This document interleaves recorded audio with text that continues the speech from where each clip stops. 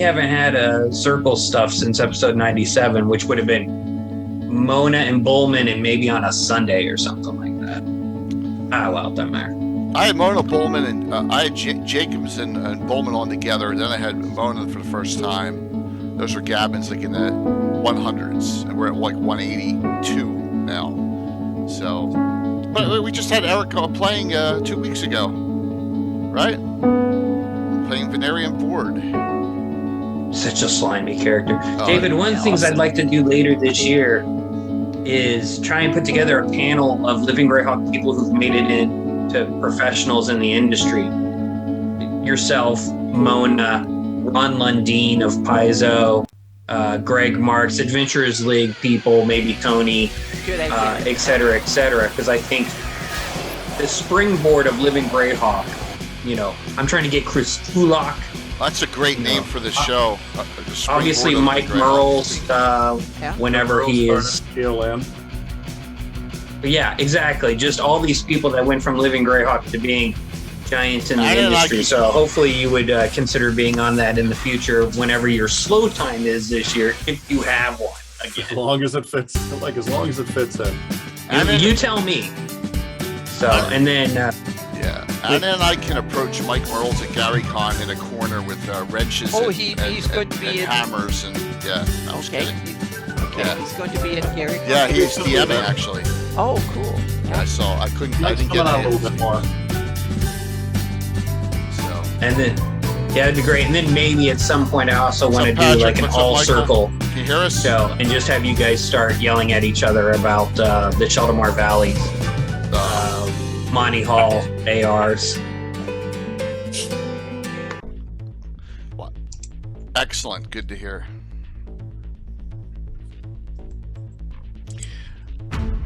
Mike, what game am I in with you at Gary Con? Is it David Ajo's or is it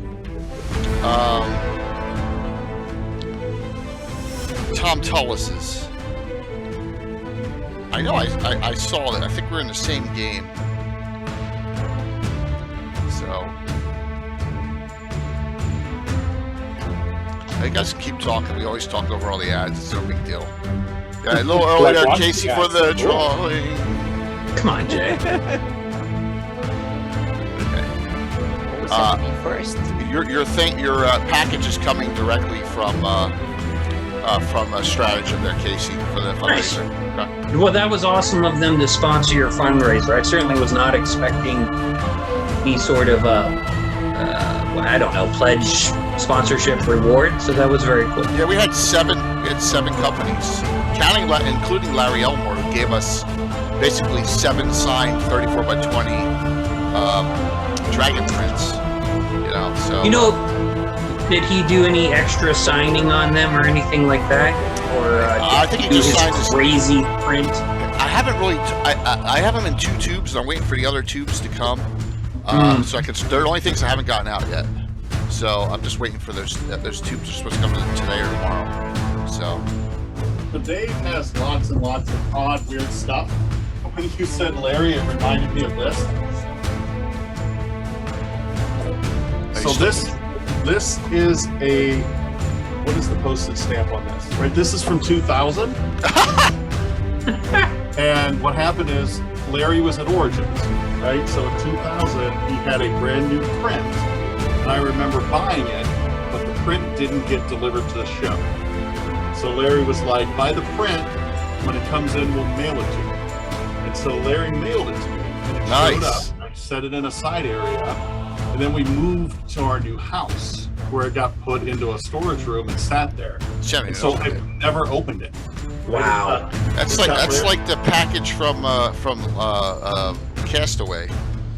I'm not opening it. Right, it's got his Kentucky address on it from when he was in Kentucky. I don't even remember what the print is. But you should open it on the show tonight. Well, what we're doing it eventually. It's a charity auction. There's a group of RPG. That's awesome. No, that's a good place to go. We're trying to get enough money together, and I'm gonna do some kind of charity thing with it, and I'll actually open it, and we'll see what cool. print is in the box. And everybody's like, "How do you not open it?" And I'm like, "Hey, Dave." I just now framed my Army honorable discharge certificate, and I got out of the Army in 2000.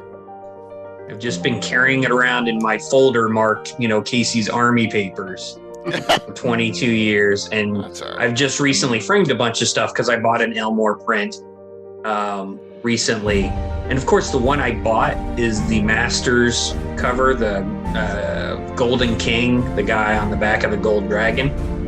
And you can't get a standard frame for that because of the sword and dragon head or, where the mat would go. So I'm paying like 3 times more than the print to get the thing framed. Yeah, that sometimes is the issue, is the framing is so expensive.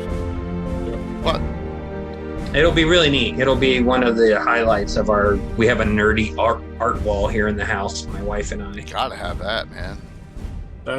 I totally get that. Every time I look at a new piece of artwork, because I ran out, like you can see, I got a Wayne piece on the wall back behind me. Every time I think about a new piece of artwork, I realize that something has to come down. So everything's weighed against that. It's like, all right, I really like this print, but do I like it more than something that's pink? Would I be willing to take it off the wall? And that saves me a ton of money. I got this one out for you. Yeah, there it is. Excellent. All right, we're gonna show that Well, tonight. the audience can't see that yet. We're gonna show that. Keep that handy. From the finale. Yeah. I remember that. We gave out That's so many great. of those shields. Yeah, I kept mine. It's up on the wall with a whole bunch of other weapons that are not related to Cat, but The shield stories are great, so we'll dive into that for sure tonight. I think Jay actually has a list of where all the shields ended up. I didn't even keep track of that. If not, we should put that list together. Yeah, I think we know where some of them are, right? I know think where at this point we know where a lot of them are.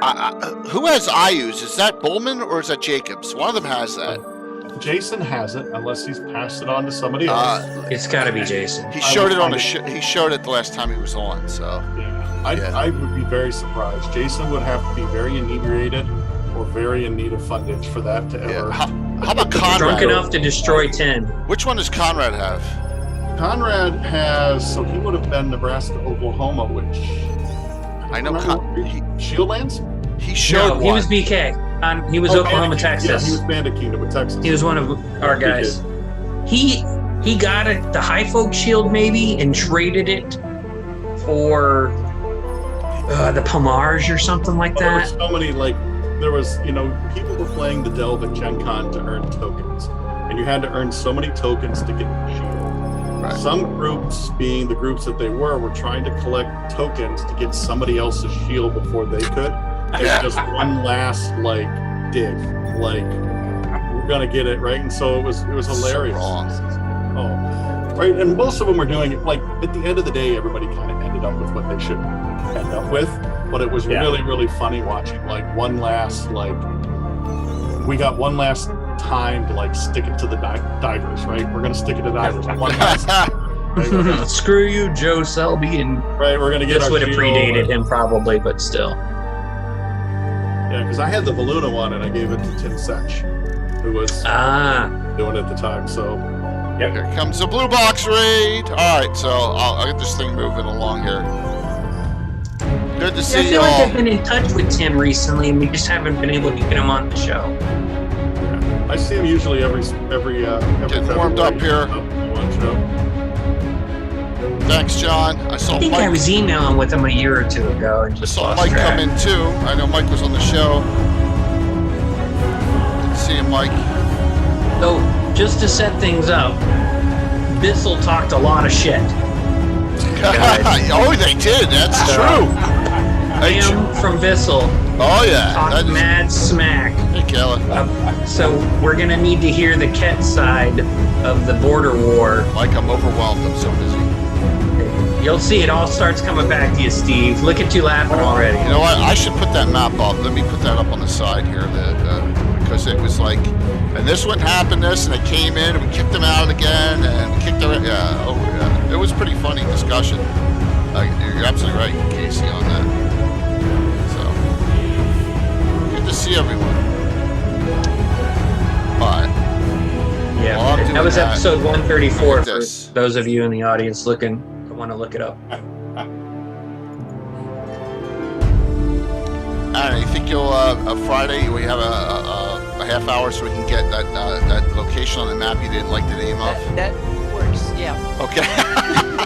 Yeah. Well, to put something is that a ruin of the fallen crest in times like this is kind of It's an ironic thing. That was not the day. That was the first message I wanted to see. That Yeah.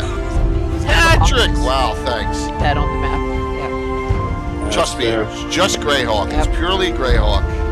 That was kind of it was funny, but that was the first thing I saw in the morning was a Discord message. Wow, thanks, Patrick. From Thanks, Jay to Kai. put a ruin Thanks, called the Cathay. fallen crest of the map, and it was like, Yes, no, for- not today. For the game Saturday night with Ed Greenwood, Anna, Tony Winslow Brill, Eric Boyd, and the actor Todd Stashwick. And MJ. I forgot MJ. It'll be a great, fun game. Continuing adventure, stories of 2 drink minimum. Ed and Eric Menke. Eric would be in that group, but Eric is out of town with his family. So, Yes. I had to get him forgot. something today before he left. oh, cool. Dave, he's like, I'm leaving in 4 hours. I'm like, all right, Eric, let me fix this up so that I don't have to listen to the next Thank you all week. for that hype train before you even Yeah. hopped on. All right, so we're real early, but we got a raid in from Blue Box, and I want to get that rolling here. So, saying hello, and we'll come on early. Good evening, everyone. Please note, I am my brain is mush tonight, so I'm gonna let Casey run the show. So I'm J.K. Lorcan, and with me is Mike Bridges, Anna Meyer, and Casey Brown, who joins us during every Living Greyhawk discussion and is the coordinator for all these wonderful shows. Special guests tonight returning, and he was last on Legends Lore number 75 over almost halfway through. David Chris. David, welcome back. Thank you. Thank you.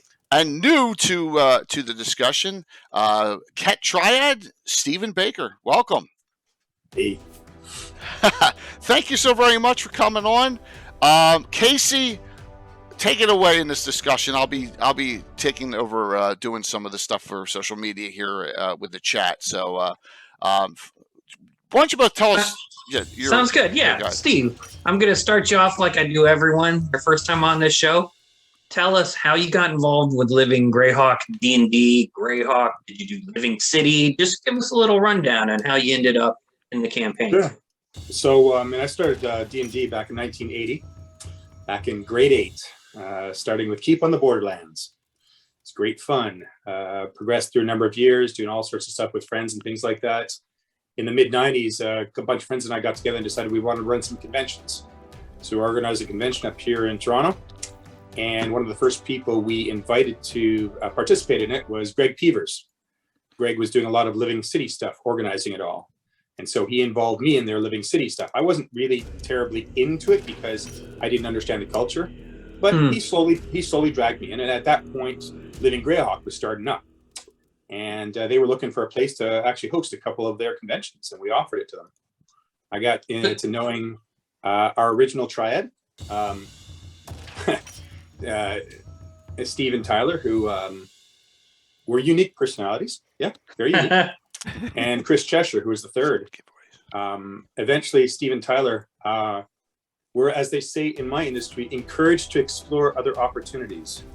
Oh, that's unfortunate. The entire gaming base hated them, and Wow. would have been happy to tar and feather them. I don't think they would have actually been happy to hang them. That would have had bad connotations. But there were some harsh feelings there, and I think they had some feelings also about being burned out and such like that.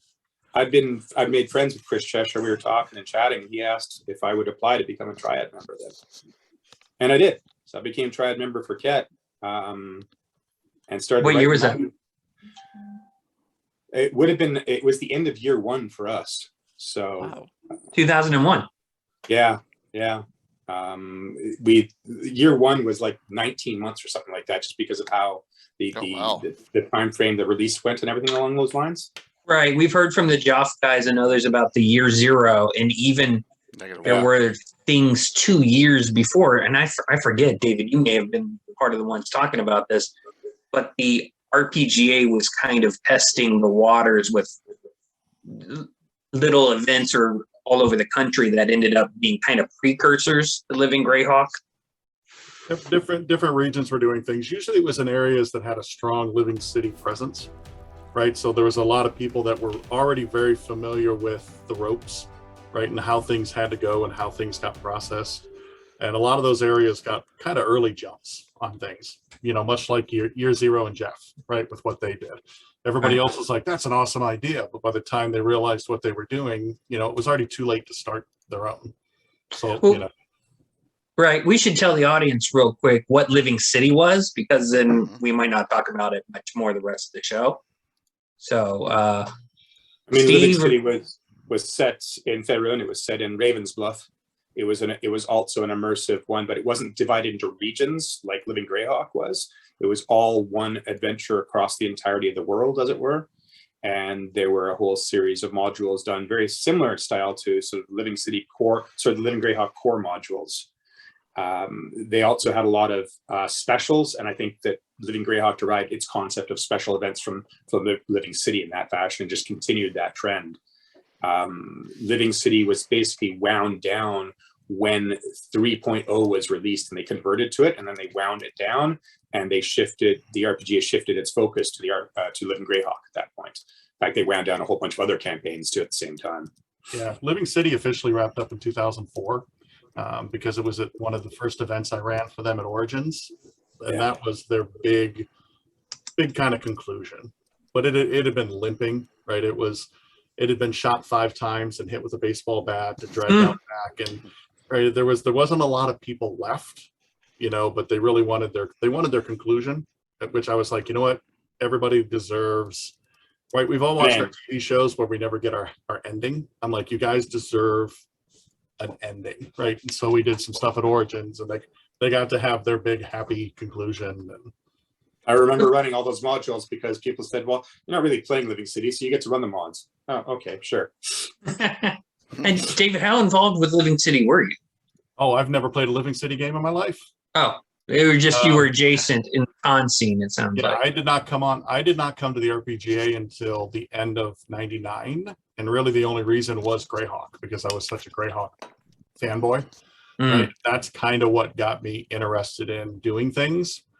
We had some Living City people in our area, but they were the worst of the gamers. Like, they were the gamers. Like, we all have our style, right? And I don't want to say, I'm sure for the style, they were the players who were the power gamer crunch, and nobody wanted. So everybody looked at Living City and thought of this group and said, no, that's not what we want, right? So we never had any interest. I think Living City cultivated that, because for the audience, Living City is a bit of a Munchkin campaign, in that low-level characters could end up with +5 weapons. It was the Forgotten Realms. It was more high magic.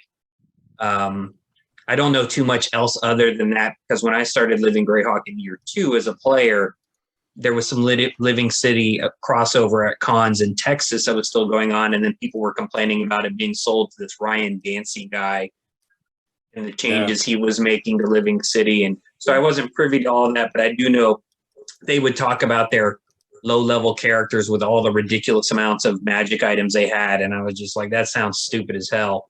And in Living Greyhawk, I think a lot of the Living Greyhawk admins had some experience, positive or negative, with Living City and brought that in, and I think we did see better management of the campaign as a result, whether that was because of Eric Mona or SRM and various lessons they had learned over their own years, or I think the Circle and Triads probably brought a lot of it with them too. But all right. Everything's an evolution, right? Everything's an evolution of what came before, right? You shouldn't start over from scratch, right? Use the good stuff, right? And Pathfinder Society learned from Living Greyhawk, and D&D Adventurers League has learned from all of them. I think the only one that maybe I don't know anything about was the 4th edition Living Forgotten Realm. So Steve, you got onto the Triad for Cat in 2001. Did you have a particular role or niche? Like in the Band of Kingdoms, we had Meta Org Triad guy, Plots Triad guy, and Point of Contact Triad guy. And our Point of Contact guy was mostly just there to tell people to quit bitching. Our Triad was very disorganized, to say the least. Remember, they kind of hated each other initially. And in fact, Steve and Tyler wouldn't actually talk to each other. And then Chris really didn't want to talk to the two of them. So when that all took place, when we got, I got installed as a triad and such like that, it was really taking over. And this concept of a communications triad and a plot triad and a meta org triad was really nice, but it wouldn't work for us. We just couldn't make it work because we just didn't have the manpower or the organization background to it. So a lot of what happened was because I was in charge of conventions that basically ran all the big shows for us here in Ontario. Okay. I became both the storyline person and the coordination person. The meta orgs were kind of left to languish for a bit. They'd already been developed by Steve and Tyler. They did a great job with them, by the way. It was a really well set up structure that sort of defined everything about Ket, that defined both our laws and what you wanted to be and how you wanted to be. But we just ran with that. The other thing you got to realize is people in Ontario were not happy that we got Ket. They thought we were being punished. Why were we getting the freaking villains of the entire Greyhawk world? What did we do to them? Maple syrup. Yeah, well, that's Quebec, you bastard. And you gave them Tusmit. What a bunch of wimps those guys were. In any event, Toronto. There was actually a gigantic movement. I mean, gigantic in RPG terms. In other words, people were bitching about it like they bitched about everything, from the color ink on the ARs to other stuff. But they would talk about it like, we want to send a petition through to WotC to say we want another region. And we're like, yeah, that's not going to happen. So let's just live with this. And the funny thing is, once people decided to live with it, they became very proud of being Kedite. They became very proud of the entire region. They would carry the region's concepts to other regions. So, we'd be in there and we'd be told, yeah, you guys have to go into this mine. We're going to free the miners. They're slaves. And our response would be, well, what's wrong with that? I mean, that's a legal structure. They're the slaves. Is there something that has this guy failed to pay his bills or something? No, this is your goal. Okay, kind of weird. Or I remember at one point we went down to Keeland and we're in this module and you get jumped by a bunch of bandits at the beginning. So we deal with bandits and then the DM says to us, and the city guard is showing up, which is the subtle hint for him to say you should start running. And we're like, no, we put our hands up and we wait to be arrested. That's what you do. Yeah. So let me... Yeah, no, and they come up and they say, well, you killed all these bandits. Oh, no, we didn't kill a single bandit. These are all merciful weapons. If we kill anybody in Ket, we lose 52 TUs. Wow, you couldn't even kill bad guys. So let me tell the audience real quick. Living Greyhawk was a regional campaign.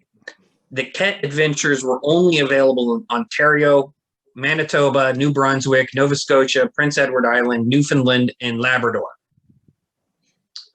Keeland, I think it's hilarious that you said we went down to Keeland. Keeland is New Jersey, New York, and Pennsylvania. So for me in Texas, I would have been going up. But he had to go to New Jersey, New York, or Pennsylvania to play these Keeland adventures. That was the regional nature of Living Greyhawk. And you couldn't kill bad guys in Ket? No, there was the law. We were a lawful neutral nation, and we decided to enforce that to the hilt. So yeah, the bandits attacked you. You can attack them back, but if you do anything more than just bruise them, you're responsible for assault and possibly murder, and you'll be put away. That's awesome. And God help you if you're an elf. Elves had no rights under the law. The horses that you're riding had more rights than the elves did. Oh my gosh. Which was a wonderful thing to explain to people from High Folk. Oh right. My gosh. Wow. And that's part of the regional beauty is that, and to a little regional pain in the ass. Someone new to the campaign might have this concept in their mind of, I want to play this Elven Cavalier, and then they wake up and they're in Ket, and Ket is like, no, we really don't want you playing an Elven Cavalier here. That's not our regional flavor. And we got some of that in the Bandit Kingdoms where people wanted to play Paladins, and we're like, oh no, you need to move to the Shieldlands. Go away. It was interesting. One of the characters we had, speaking of that, he actually decided to play an elf, and his entire goal was to finish the campaign and become a citizen of Ket, because there was no way he could become a citizen. And we allowed him in the final battle to perform a heroic deed and be declared the first elven citizen. Wow. Cool. He got a special AR and everything. He was thrilled about it. But it was like that. I mean, you define the culture, and then we allowed the characters to work with that culture and define it, and how it went further. It was fun to do. It was fun, much like every other region where we experienced it. They would come up to us and we'd be like, "We don't understand you people," and they say, "Well, we don't understand you, so that's two of us." That's great. You were speaking about Bissell there. We went to us. It was over to Bissell because that was the Vermont area.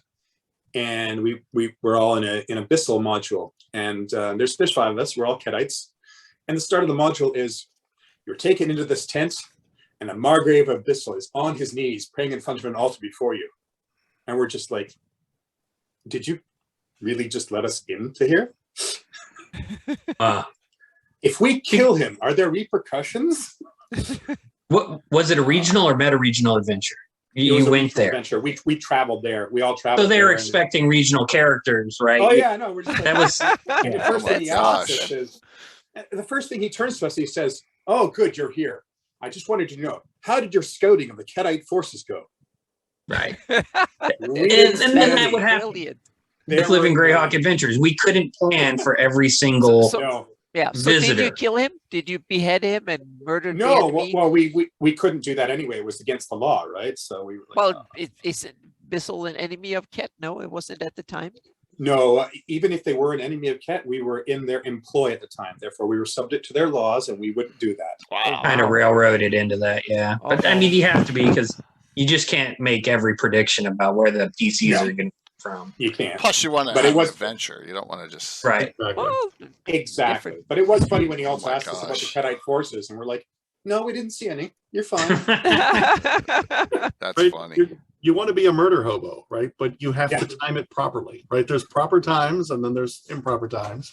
Well, I mean, as an example, we were up in High Folk, so we're over in Wisconsin, a group of us playing there, and you are told you have to infiltrate this camp that is controlled by Iusian forces.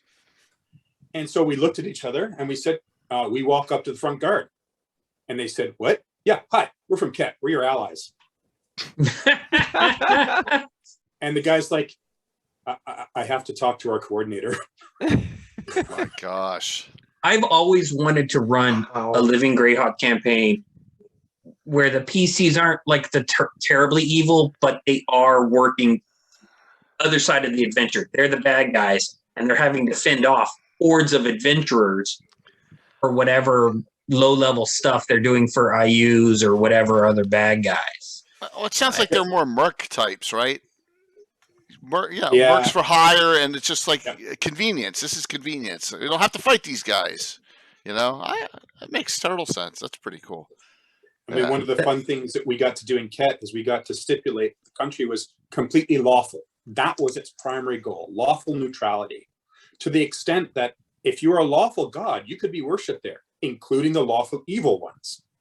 That makes sense. And at one point in one of the modules, you get, this cleric sort of stumbles out of the wilderness and says, you need to help me. My caravan was attacked and my people were taken.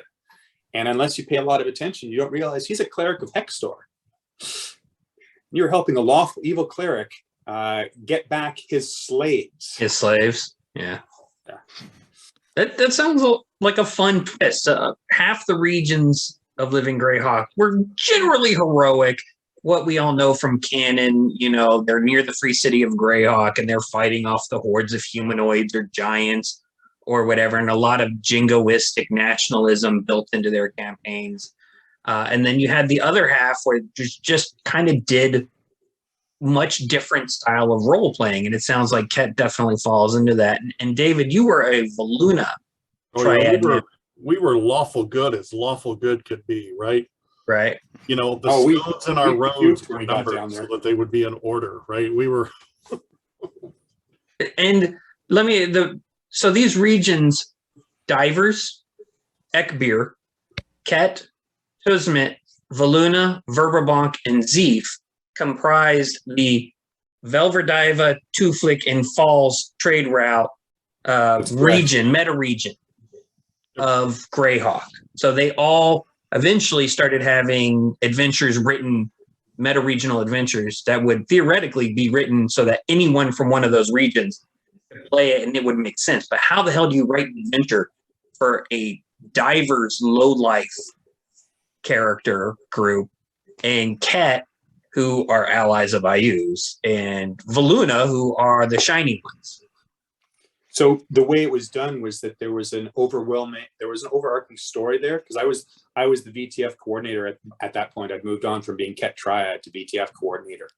And the concept was there's this threat, and each of the regions got to write one of the meta regional modules. So they could basically make it familiar to their own people and put it in there. So somebody would experience that and they would say, hey, yeah, this is the one in Ekvir, so we're going to get Ekvirian experience here. This is the one in Divers, we're going to get Divers. This is the one in Valuna, you know, like, oh, well, yeah, that's going to be great.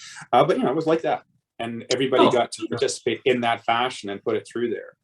What year did you become the coordinator? I don't really recall. I think it was about 2 years later. I think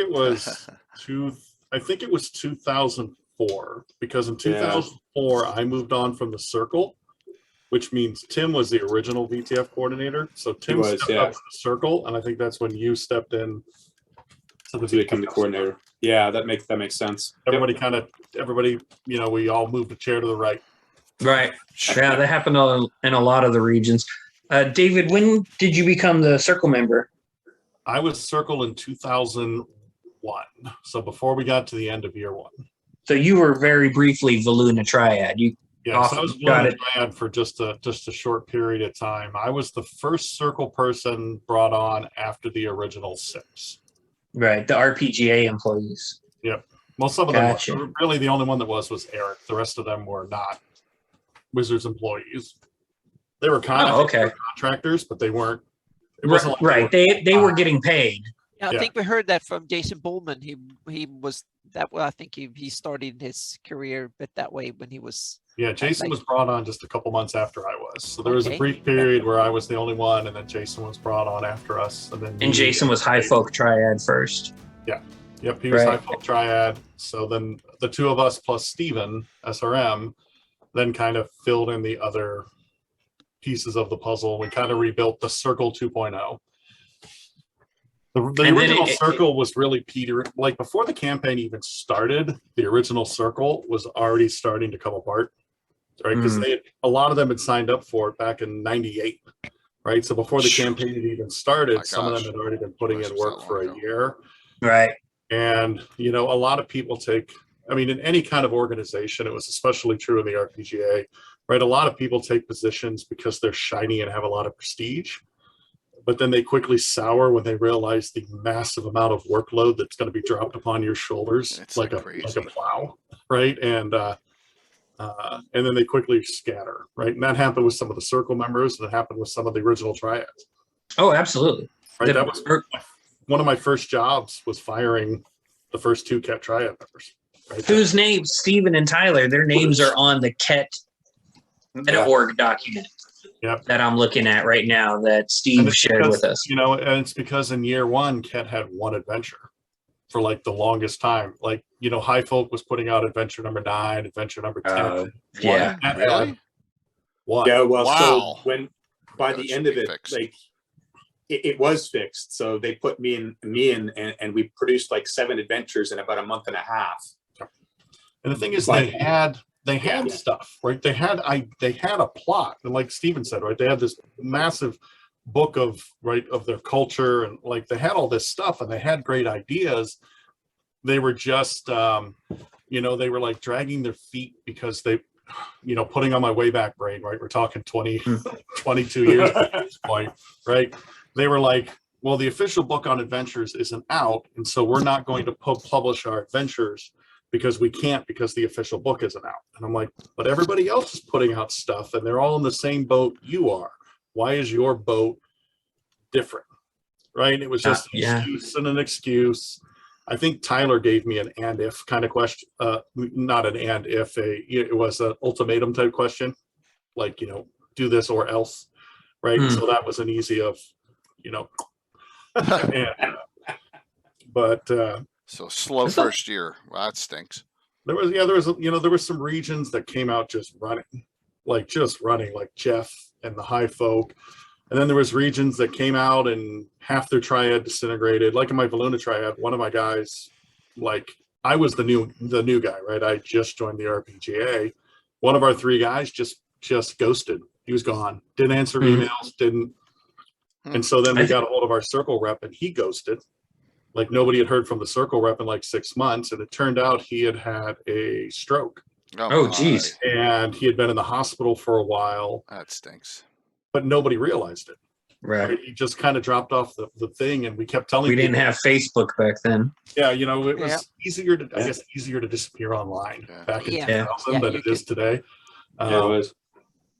So there's a lot of that type of stuff and some growing pains, right? Right. I'm just looking at the early BK triad real quick. Luckily, I have a handy dandy reference, guys, for that $9.95 on Amazon. I got it in. And our first 3 triad members, one lasted until August 14th of 2000. That's before the campaign. Another one lasted till June 29th of 2001. So that's midway through year 1. Jeez. And then the third gentleman is Blue Sponge. For those of you who used to do the Grey Chats, Tom Harrison, he made it to April 30th of 2002. So good job to Tom there.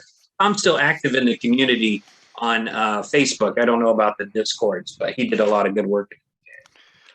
So what year did this come out? It obviously didn't come out in year 1. Actually, it did come out in year 1. It was it did. It was a year 1 production. Yeah, I mean they put it out. They got it. If you see Steven Tyler's name on it, it had to be year 1. Scroll down, Jay. They didn't get past year 1. There it is. Scroll down. No, scroll down. Tyler. Look, 2002, but it was probably a year 1 document that got released late. It was. That's correct. Okay. Yeah. So that's year 2 right there at the beginning of year 2. Yeah. Yep, which is when we went away from certs and we had the first of living accounting, right? We had 1 year. We had 1 year of living accounting until Jason and I managed to talk Steven into what eventually became the adventure record. Oh, no kidding. Right, which was not living accounting was a ledger sheet, right? It was my character has a net value and everything I do is a plus or minus on my ledger sheet, and we're like, I get that. But let's just simplify it a bit. Let's just simplify it a bit. I'm going to grab those. Which became the adventure record, right? And the adventure record eventually, got warped into Pathfinder Society and became their adventure log or whatever they're calling it now. Yeah. But I remember somebody being really, really excited. They're like, "Oh, I got to show you this adventure log thing." I'm like, "Yes, I'm quite familiar with it." They're like, "But you said you didn't play Pathfinder." I'm like, "Yes, I've never played Pathfinder." But yes, I'm very, very familiar with the document that you were. You are the grandfather of Pathfinder Society. That's Bowman. You can blame him. All right. We blame a lot on Bowman when he was drinking, especially what happened at 10, right?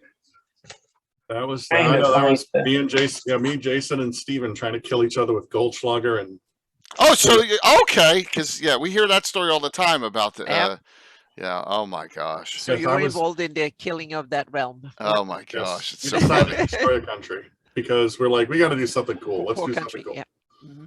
So I notice here that these prestige classes are right out of these 3rd edition books, right? Sword and Fist Defenders. Yep. I mean, right out of the book here. By the way, you guys spelled organization wrong, but that's okay. I'm kidding. It's Canadian. Leave me alone. There's probably some extra U's hanging around. And silent Q. What's up, Enoch? So, so you got some organizations. And if I'm bouncing around here, please, guys, you want to go a different direction. We can talk about this later. That's fine. I just, I know that this is the meat and potatoes of the basis of the event. And I didn't have time to go through the other stuff. Casey just gave it to me. Well, Casey? I just got it from Steve. So. Okay. It took a while to send it to. I just sent a selection. All right. Well, this is cool though. So you have the military organization. And And there's So multiple. let's explain to Jay what this stuff is. He has heard of the meta orgs before. Yep. But for the audience, what we're looking at here is Ket's meta org document. And player characters in Living Greyhawk could join organizations, but those organizations had rules and they cost time units. Time units was a thing that limited your play in Living Greyhawk per PC. You got 52 of them a year. Yes, there's 52 weeks in a year. It's an odd coincidence, apparently. And adventures cost time units to play. So this meta org right here looks like the military, and it gave bonuses. It had requirements. You see a time units, 12 time units to join. That's a pretty steep cost for a player character. 26 time units per year. Oh my God, guys, that's huge. Because but it says you some can avoid PCs were just adventure, and they would be level 7 after 1 year, and level 14 after year 2, and level 16 after year 3. If you join this military here, you're playing like a 3rd level guy for 2 years, it sounds like. Well, it says you can avoid the 12 basic with the start as a member of the militia, right? So. Yeah, just recall also that if you played your regional stuff, you were only taking 1 TU per adventure there. Outer region was 2, and the core was 2. Thanks. So you run that one character in the military, in the Desney or the Gale or any of the pagans or stuff like that. You're going to be leveling just like that other guy. You're just going to be staying regional as opposed to going beyond it. You're going to do your meta regional stuff as well, and that's about where you're going to be. And as you got higher level, right, there was less stuff that you could play to start with. Yeah, true. Yeah. Right, because so you became more involved with your region's meta orgs, right? You started becoming a captain, right? You started becoming a chaplain. You started, right, which then worked into interactives and things like that, where you'd be called upon to do extra things, right? So it was another play aspect for characters that got higher level to keep them invested in the campaign, but at the same time, make them create new characters, right? Your main character is half retired, it can only play some things. Cool, you should go make another character, right? Right. Yeah, Absolutely. That's the thing we encourage. We also encourage getting into some of these larger convention settings that we would have, and setting up an interactive and having the interactive via these characters who are in these organizations influence the direction of the campaign. In other words, what do you want to see happen, guys? You guys are the members of this high-ranking military organization. Tell us, what are you going to do? We invading Tusmet? We're going to help them? We're going to raid them? We're going to turn around and slam into Bissell? I mean, you kind of don't want to hit a cripple on the ground, but that's what we would do. Too bad Cam's not in the audience for that dig. So maybe we should circle real quick. What is Ket about from a broad sense? Like, this obviously was a launching pad for everyone in the campaign about our region, but in the Band of Kingdoms I use the Evil as a resource as well. But where do you learn about Ket in canon, and then what did you guys take from canon and chase as your storylines? Good question. So, I mean, there's a couple things about Ket in canon that we learned about. The first of all, and the biggest, most obvious one that we had to deal with, was the fact that we were an ally of Ayu's in the wars. That's a big thing to deal with. You got to recognize, what did we do? Why did we do it? Why were we there? Why did we choose to slam into the forces of good from behind? We'll admit that, and take back some territory. What was the reasoning behind that? We went back into some of the canon. We know that the area of Ket was occupied by the Horde when they came through. They used Ket as a launching point to launch the raids into the rest of the Flaness. And then eventually Keeland occupied Ket in order to drive them back out. And it was all of the sort of interplay between that took place that we took upon and based.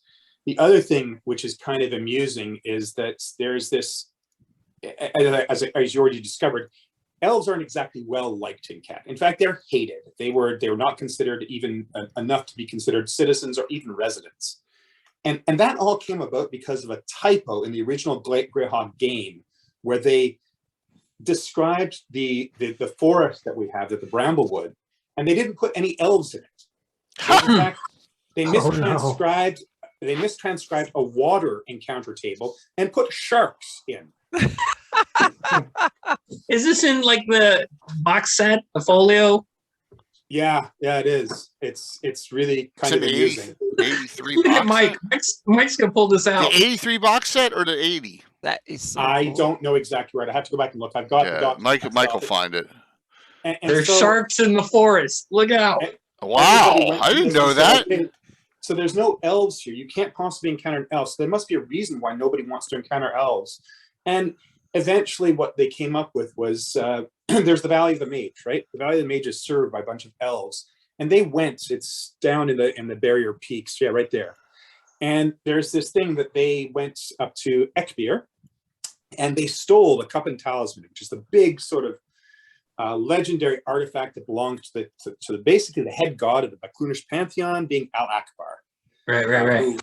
And so we said, okay, that's why all of Ket and all of Tuzmet and all of Ekbir hate elves, because they stole the artifact, they ran away with it, and we really can't stand them ever since. And interestingly enough, part of what we did as the VTF was sort of the rehabilitation of the concept of elves through the next 4 or 5 years in Ket.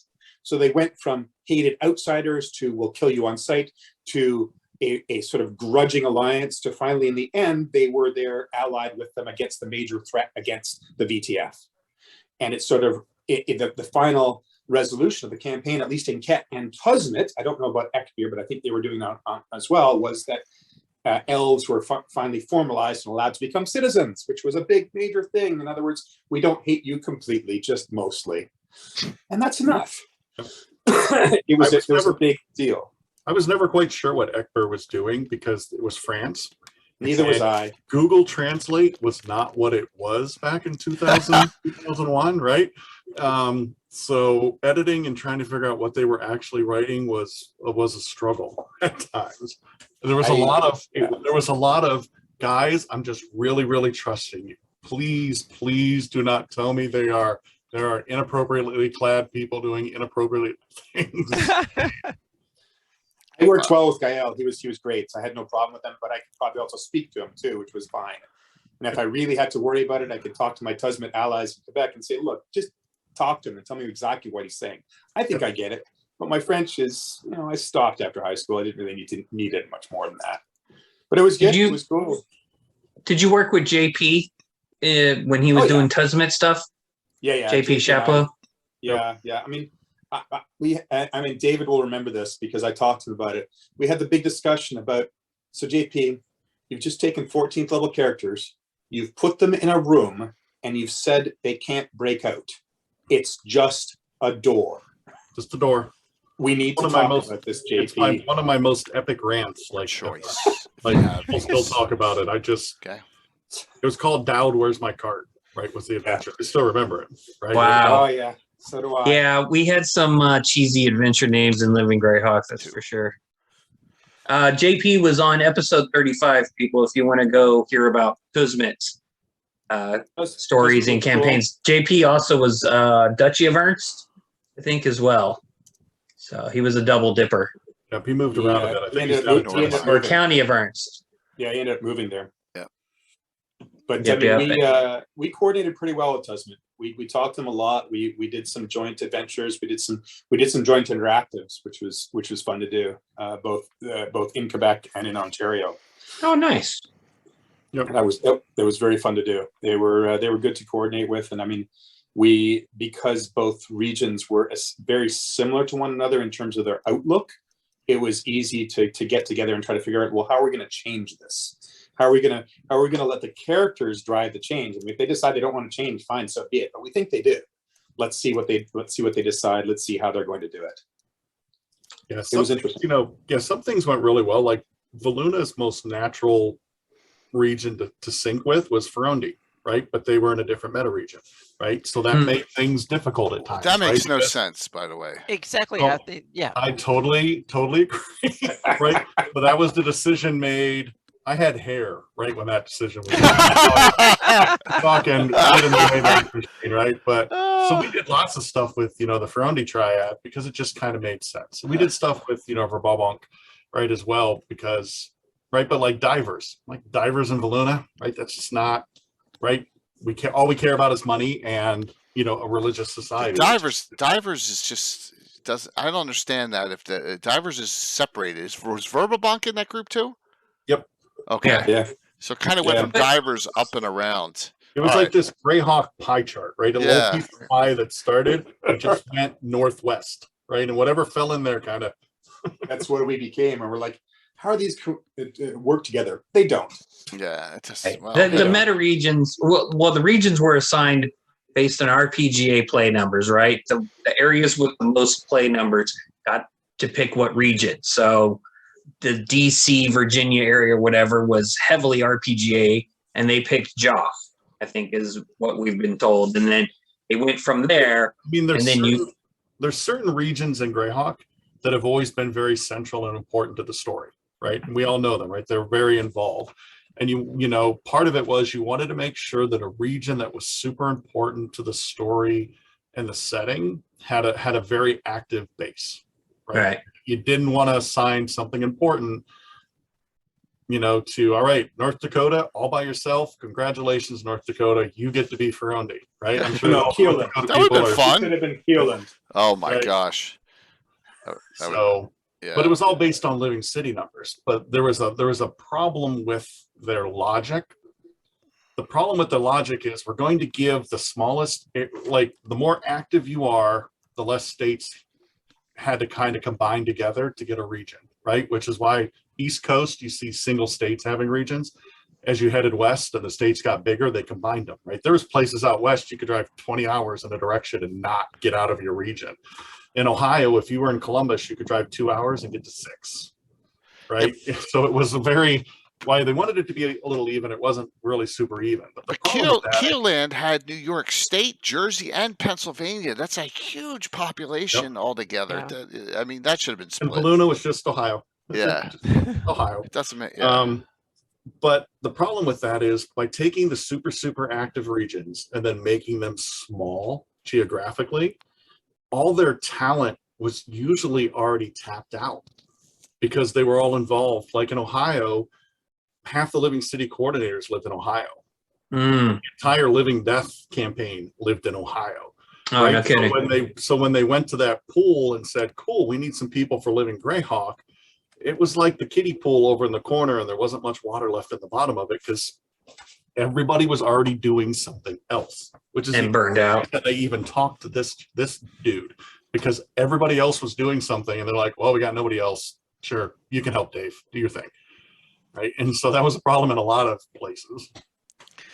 So, go ahead, Jay. Well, I wanted to ask Stephen a question because he said a lot of this is based on lawful deities, and I got Farland up here is not a lawful deity at all. Yeah, well, Farlangan was Chris Cheshire's favorite deity. Oh, okay. So there were exceptions. All right. Some of these get put in because they're the favorite. Okay. deity. Okay. I shoehorned a lot of Kellenin stuff into the Bandit Kingdoms. No. Kellenin's not really You did- mentioned, No. right? He's hold of the sword, the hold of Istus. It's the swords. And Chris was very much when Chris had an idea or Chris wanted to do something, it was very, very hard to deflect him or guide him or grab him by the nose and drag him away from that path. Like he had a thing and it's like, no, we can't do that. Like a month later, oh, hey, Dave, I got this thing. And I'm like, Chris, we already talked about it. You can't do that. Well, I've already wrote this book and I got this adventure. I'm like, no. Like, he was very, very just, So Very focused. another question. Zuokin, isn't Zuokin at this point a missing god that doesn't get released till Expeditions of Ruins of Greyhawk? I did not know that Zuokin That was... is correct, but Okay. he's still one. He was still one of the Baklunish pantheon at the time. Okay. So Okay. you were allowed to worship him. You just theoretically couldn't chat with him. Or get... Okay. All right. he's got a busy signal. Just, Yeah, I was just, yeah, I mean, just neat stuff here. By the way, from Patrick, I'm not giving this away tonight, but yeah, talking about reprint. Look at this puppy. Look at the size of this thing. Yeah, so there's reprints are Eberron. coming. Thank you, Patrick. Yep. There was a Living Eberron campaign too, briefly, Wow. wasn't there? Mark of Heroes. Yeah. Yep. So- I've been actually digging through my folders. I'm a pack rat. I keep. I have every Living Greyhawk adventure. I have every, and so just to tell people, no, you can't email me, and no, I won't send them to you. But Yeah. because I can't. right? I have them, but I can't. Yeah, I've gone into the IP issues on the show before. Yep, and yes, I was digging around the Mark of Heroes, and I remember it because my local group made characters, and all of their last names were Mark, because that's what they thought, right? It was the Mark of Heroes, right? So everybody had the last name Mark. Wow. So with Ket being allied to IUs, what did you guys do for adventures regionally? And did you have big bad monsters? Like we had dragons in the BK. So the first thing you got to realize is by the time the campaign starts, Ket is no longer allied with IUs. Oh, okay. The ruler of Ket who declared for him gets assassinated. And the ruling clerical people refused to raise the ruler from the dead. They said he brought it on himself. Too bad. Yeah. We refuse. And we actually used that as the basis for the major VTF storyline eventually. So essentially, he was a secret worshiper of IUs. And he was developing for want of a better phrase, super weapon for IUs. And our people were supposed to stop them from creating it. And they did. They lost a lot of people for a while, but yeah. But that was one of our bases. So by the time it comes along, we got a new ruler. He's basically saying, look, we have to basically rehabilitate Ket's position in the world. They all hate us for pretty good reason. The first thing we got to do is we have to pull back to beyond our borders internally so they don't crush us. And then it becomes that whole interaction between we've still got a hugely strong military, but can we afford to employ it? No. Do we get strung out doing all sorts of other things? Yes. Are we unhappy with IUs? Well, yes, especially because he's infiltrated the upper levels of our government. So a lot that happens behind the scenes for the first 3 or 4 years is Ket rooting out all these Iusian worshippers and getting rid of them all and destroying them all. And then the repercussions that come out of that. Okay. And so a lot of our stuff was driven internally for a while, not based on our neighbors. Like you say Bissell talks smack, it's like, well, we couldn't care less. You're just a tiny little state that didn't do anything. The only reason They thought they were at war with you. We're like, yeah, whatever. You're kind of like this little tiny chew puppy at our corners. We don't care.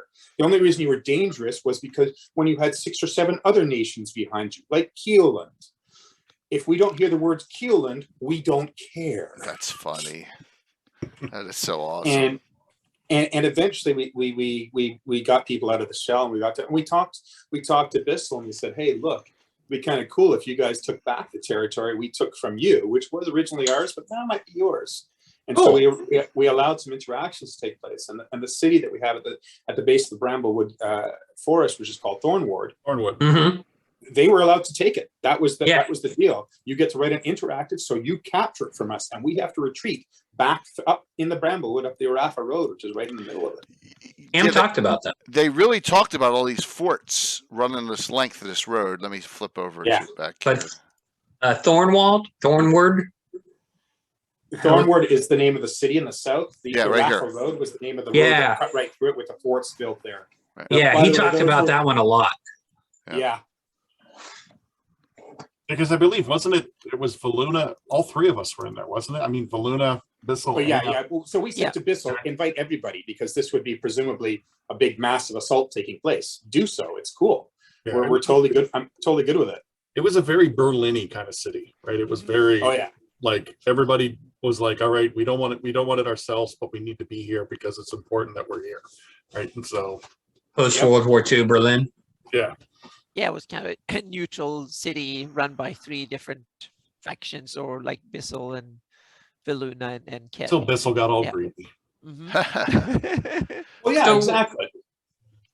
What would the typical Ket adventure be then? What plots did you get into? So we had a number of different plots. I mean, some of our plots involved basically behind the scenes movements with the Iusian infiltration. You're trying to deal with some clerics. They want you to go and to do some stuff for them because it's the members of the true faith, and they want you to reestablish it, clear this area out, or escort these merchants around. Those are sort of the basic low-level adventures that we would have. Our high-level adventures dealt with a couple of different things. Predominantly, who was going to become the new ruler of Ket, because we knew that our current ruler was really disliked by a lot of people for what he'd done. And so there were various different people that would send you on missions, and they would be very dangerous missions. But the idea was to test whether you were going to be able to make that choice and how you're going to be able to make that choice. We also had I was responsible for this, so it's kind of funny. I bitched a lot at various people about the challenge rating system in 3.0. I thought it was bullshit, to phrase it mildly. I thought it was terrible. I thought it could be manipulated really easily. And at one point, somebody said to me, well, you can't manipulate it all that easily. It's, Walter put these books out and they do a very good job. And I said, you know what? I'm going to prove to you just how easily the CR system can be manipulated. So I flipped through the books and I said, hey, look at this. Horrors, gold horrors, adamantine horrors. These things are massively underrated. So we're going to create an entire storyline based on them. And that actually became the biggest overarching danger to Ket society, was this entire nest of horrors in the north, in the mountains, that were basically trying to burrow underneath the Ket to destroy it.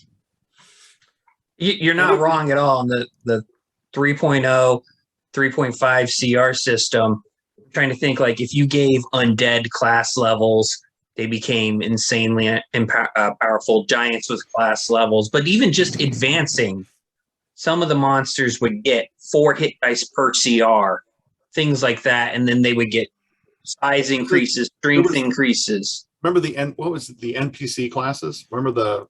Oh yeah, Yeah, the expert, and you the could add noble. You could add 1 or 2 levels of them to basically anything, and it wouldn't For free. really change their CR. Yep. You could give kobolds like 2 of the levels for free, goblins 1 of the levels for free. I mean, and then when you designed encounters based off of that, I wrote an entire friggin' chapter in my book about encounter design in 3.0 because there were so many issues that they kind of glossed over. But that's a whole nother rant. But I mean, that became the basis. But these creatures were very, very powerful, and the way we essentially reasoned them was that they came actually out of the Barrier Peaks, the expedition of the Barrier Peaks. We said they had these little automatons that were there. They'd been brought to the north. They put into stasis and not doing anything. And then one of the early adventures we had woke them up. And that's very cool. And now they're trying to, when I said burrow under a Ket, I really meant it. They were trying to burrow all the way back to the expedition in the Barrier Peaks. And so Ket had to deal with it. And they had to deal with the results that were coming from that. It was interesting. It was fun. It was also very telling when we asked our high level characters who were like 16th and 17th level, hey guys, you're high enough level that you're actually facing the adamantine horror. He's only CR 9, but he casts Mordecai's Disjunction that will make every single item have to make a saving throw or be disintegrated. See, I'm not the only one. Would you prefer that, or would you prefer just all to be disintegrated? And every one of them said, I'd rather die. Just go ahead. That's a problem with 3.0 is how much your character relies on the magic items that they've collected over the years. Stop it, Josh. Show it volume. Nothing made a character just quake in fear than threatening their stuff. Like themselves are like, whatever. I got free bad guy that could sunder. Yeah. Way worse than getting killed, absolutely. In 3.0, that was a problem with the system. Were there any major canon NPCs from Ket? Rary. We didn't employ very many major canon NPCs from Ket because they were realistically speaking, just before the campaign took place, they basically all got taken out. They got removed because it would be very hard to run a system with Ket with the canon guys. It was hard just because of what they were doing with IUs and such like that. So it had to get changed around and such like that. I mean, one of the big things we did in Ket was we made it such that you don't get to interact with the rulers. They don't come and talk to you guys. You guys are common mercenaries and sellswords. We don't talk to you. You don't get to see us. The best you might get is you might get a captain of the guard coming down saying, you peasants over there, yes, why don't you go do this? In the final year of Ket was the first time people actually got to interact with the ruling class. And even then it was on a very limited basis. So this was a big surprise to us when I said we went to Bissell and we walk in on the Margrave. We're like, We'd never see him in Ket, like ever. We wouldn't get within 5 city blocks of him. Which to me sounds more realistic. Well, I mean, it is and it isn't. I mean, you're talking about characters of 16th level. I mean, as Dave was wont to tell you about the door, they can change the world. Yeah. You know, that magician over there can cast limited wish. Being unable to actually go and talk to the head of your government is probably a little unrealistic, but it was built into the society so much that everybody just went along with it. Nobody even questioned it. Nobody even said, well, I want to go talk to the Baygraph. We're like, what? No, you don't do that. That doesn't happen. Move on. Right. You can't account for every single game aspect of the narrative. Like, yes, you could cast wish and I summon, so-and-so to me. It's like, no, I don't have their stats. I don't know what magical defenses they have or don't have up. There should be something called the theory of 6 bozos. There's not 100 adventurers running around killing the same monsters. There's probably 18, 6 low-level guys, 6 mid-level, 6 high-level, or whatever. And that was the approach that we took. Yeah, we said, this is how it is, guys. This is just the way society is structured here, and this is how it will be run. And they were very good about it. Part of it was they were very into the whole society. They would support it. You didn't even have to be the DM telling them stuff. They'd be telling each other, I'm reporting him. He just committed assault. I want him arrested. I love it. So you're saying Ket had a bit of paranoia in it, right? Right. The computer is your friend, right? Yeah, you could have had seven doppelgangers of yourself, seven clones. Yeah, it really did. And there were people who were ecstatic to adventure outside of Ket. They're like, I can't deal with our government. One of the things we put in, which was different for a lot of regions, was so that guy up there that's arresting you, he is actually the judge and jury.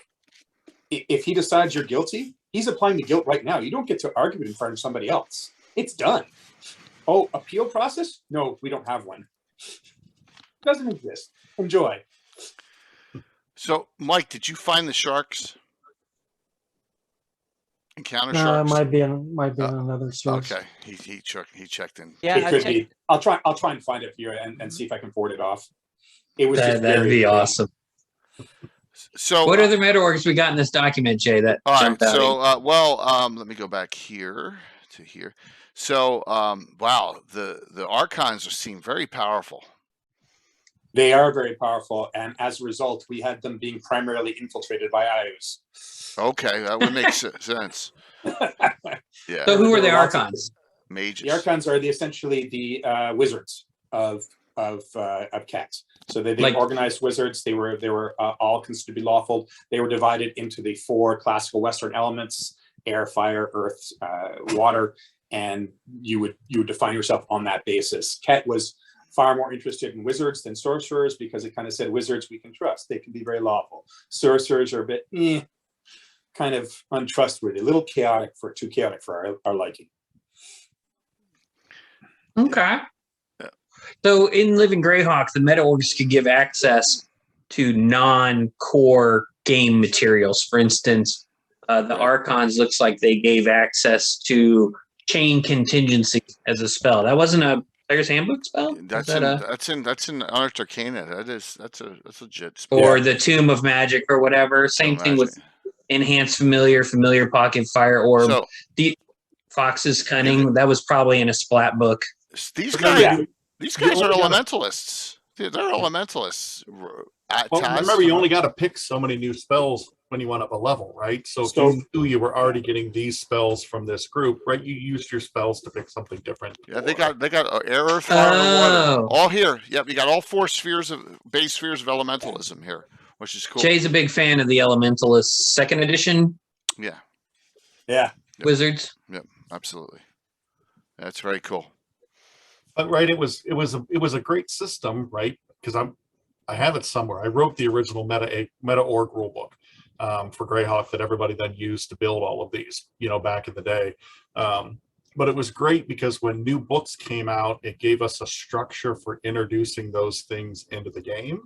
But it also gave us a way to keep things out of the game that we didn't want, right? If we went through this new book and we're like, all right, this is just, right, it's 3rd edition, it's broken already. But this is like broken, right? We could use this framework, this system, to keep things out that we didn't want in.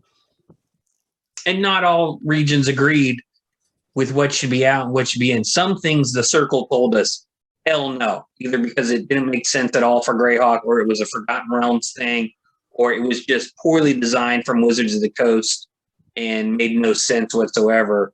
And other things would be, I'm seeing the term in here, what is it, restricted or adaptable? A region could or could not allow the prestige class or item or feat or whatever. It would be up to the Triad members. But just some things had to be fair game and open because they were in the Dungeon Master's Guide, the Arcane Archer, but it had no elves, so it didn't really make sense, but you had to allow it. So I have to share this quote from Gary Julian. I smell Ketite dogs bracing for the Kiewish boot once more. Oh.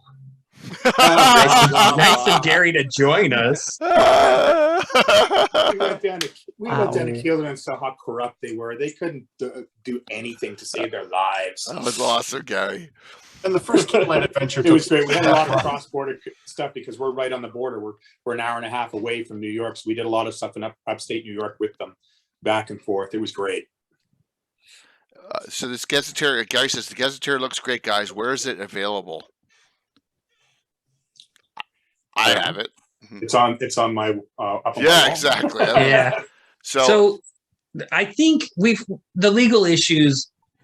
I think the Gazetteers are probably fair game to freely distribute. They are fan-made works that were freely distributed during the campaign, and they're not being sold, et cetera, et cetera.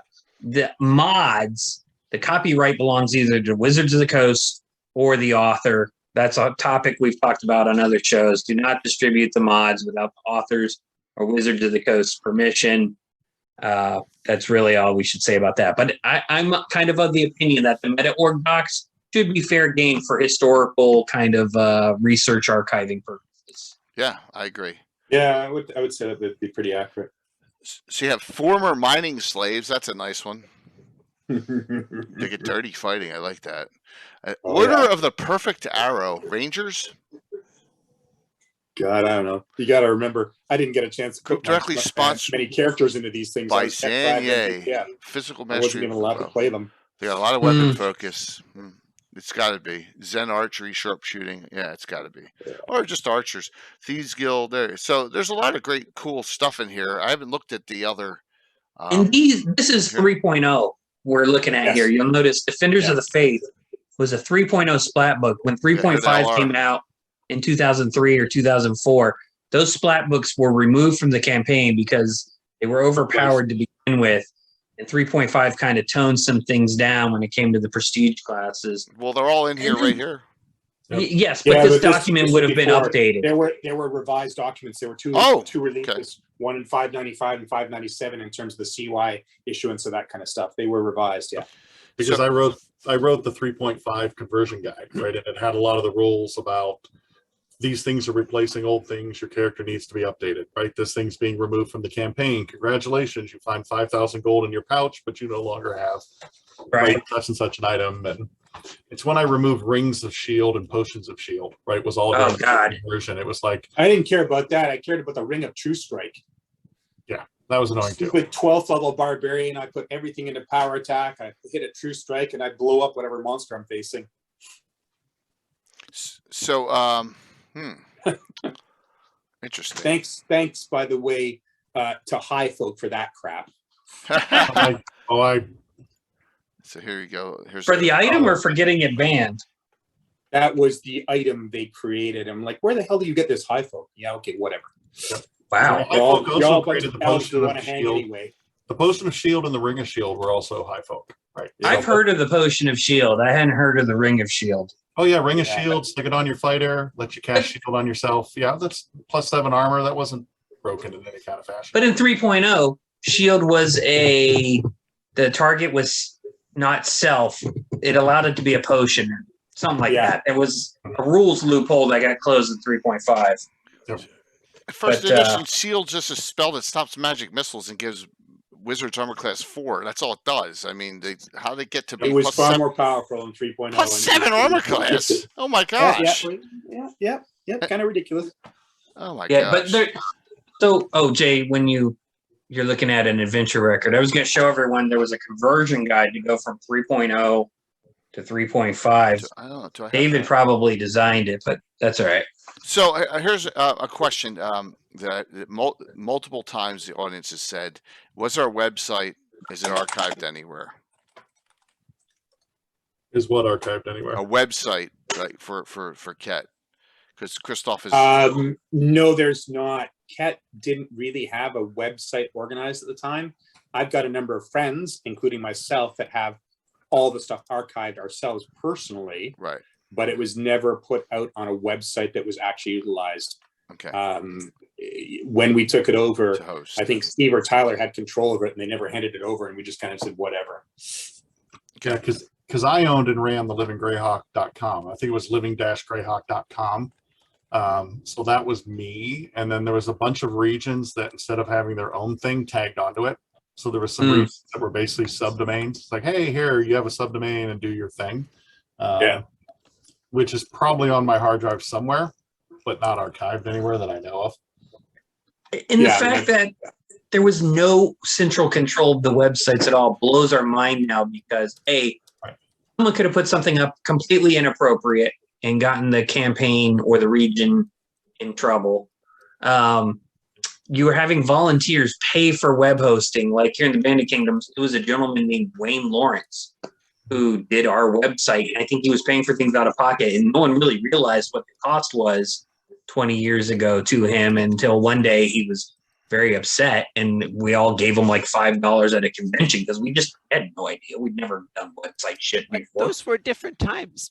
Right. Someone with the Coast Web wasn't that deep and wasn't that integrated into products and businesses or anything. It was early. Right. I mean, the way we utilized it was a centralized depot. There were 2 or 3 of us that had all the stuff. If you needed anything, you emailed us. We would email you back the adventure plus a password to it. And if we ever found out that you abused that, you handed it out to anybody else, you never got another game again. That was a simple way of doing it. And we did have a few people that abused it, and they were done. No more stuff for them. It was really simple. Here's Kellenin, the Razor's Edge. Oh, yeah. Casey. That was me because I played a Kellenite. I insisted we add this to our thing because these are the final ARs that were produced for these things. These were not the originals. These are the 597 versions. So this is the 3rd version of it that came out. Excellent. I created a Yahoo group called the Church of Swords for players of Kellenite PCs during Living Greyhawk, because as I've lamented on the show before, there were no real meta-regional or Flaness-wide meta-orgs. And to me, big churches should have had Flaness-wide meta-orgs so that the clergy of, I don't know, the St. Cuthbert in the Shieldlands and the clergy in Valuna should have been kind of coordinating with each other a little bit. That's really cool. You did Kellen and stuff there, but I, in the Bandit Kingdoms, was doing Kellen and stuff, had no idea you were doing it. And I wrote Kellen into adventures in the Bandit Kingdoms and meta-regional stuff because of the IUs, the God Trap, all that stuff. Makes sense. Let me do that. So this is, that's pretty neat that, I don't know what all these abilities do. Butterfly sword. I don't know what that does. AEG. Those are all different kinds of weapons you could gain normally. Okay. Weaponry. But they're all different kinds of swords. Okay. That was why it was a feature for them. Neat. From a splat book. The splat book's probably in the parentheses after the item, I would bet. Usually, yeah. Let's see what else we got here. Because Jay, you couldn't even let's say what was one of the 3.0 splat books? Defenders of the Faith. Defenders of the Faith might have had an item that was like a religious, non-magical, just dressing item for an altar or whatever. If it wasn't in the player's handbook, you couldn't just buy it and say you had it. So meta orgs could say, you know what, you can buy a harpoon, or you could buy this religious item. It wasn't all about magic items all the time. So two things. You have dwarves, which we haven't mentioned at all yet. Yep. So dwarves are freely accepted and kept apart from human society. Well, Yeah, nobody... they're the big allies. They occupy the mountains, and the humans do not interfere or get in there. They really support the dwarves fully. So this is a dwarven AR because they'd be part of the clans, and they'd be able to walk through. They'd be citizens of Ket, and they'd be respected. That's unless they had an elven friend, in which case, whatever. That's kind of cool. Gary asked, Julian asked a serious question. How did you have to deal or try to deal with the explicitly Islamic elements in Ket? Did you try to de-emphasize this, keep it generic Middle Eastern fantasy? Did Al-Qadim inspire any of your work? So Dave will probably remember this. There was a wonderful Tusmit module where they had Wizards of Mass Destruction. Wizards of Mass. Elven wizards flying into places and yanking fireball necklaces and blowing themselves up. Oh, wow. Oh my we God. had- Sensitivities were different 20 JP. years ago. Sensitivities in right Quebec have always after. been different, period. Oh my This was gosh. after 9/11. This was within 6 months Yeah. of 9/11. Oh my Oh, gosh. And we're just like, really, guys? I mean, Yeah. the basic philosophy was that we knew this was derived from Islam, but we didn't want to, make a mockery of it. So they worship things. We worship things along those lines, but we did essentially a traditional Arabian proposal. Right. So it was the scimitars, it was the desert nomads, it was that kind of concept being held at large. Our God is Al Akbar. Yeah, they put Al in there. That's great. But you know what? We define him. We do that. We paid more attention to the laws and the regulations than we did to the religious concepts behind them. It was walking a fine line. I mean, it was hard at the time. You say things are different. They were and they weren't. Yeah. Everybody knew where this was coming from and what it was. They knew that we had been posed as the villains of the world by stabbing everybody from behind, and we were Islamic. What a great combination! Thank you. I think what meant be different is that there were not that much guidelines and kind of clear cut from Wizard of the Coast. You could kind of carve out the way you wanted to go, I guess. And we did, and everybody was happy with it, and they moved away from it as much as they could. And meaning today, Wizard of the Coast would have slammed Mini Adventures League. They would vet every page before. By 90% of it, it would have just not worked. It'd be like, you can't condone slavery. Well, it's a lawful society. If you went into debt, you're going to become a slave. No. Nobody can become a slave. Okay. Well, look at the ramifications to Pezo recently, because they had legal slavery on Golarion, and in Pathfinder Society, they foolishly allowed a book in which gave the rules for purchasing slaves. And Pathfinder Society characters could legally purchase slaves in some adventures, or when they had that book or whatever. Yeah, and then they removed it, and then someone mentioned slavery in a later book, and the debate started again about what they screwed up earlier. So it was a bit debacle a bit. So hopefully that died down now. I hope so. I mean, we had to deal with a lot of that stuff, and we did a pretty good job, I think. And a lot of it was just more emphasizing the cultural aspects of Ket as opposed to the religious aspects. Yeah, that's good. Yeah, I feel like John Dawes of Zeif said some very similar things when they dove into it there in their region. And it's interesting, both, a lot of Canadians, the regions that were playing the Muslim-based Backloony countries. It's just the way that worked out, I guess. It's just what was assigned, yeah. I mean, we got Tusmit and Ket and Zeef, and it was just like, okay, well, neat. Yep, have to work with it. Yep. So as you wound down, as you got near the end, did you have a major campaign arc that kind of took you to through to the finish line? The major campaign arc that we had, there were two of them, obviously. One for Ket internally was those adamantine horrors, dealing with them and crushing them and getting them out there.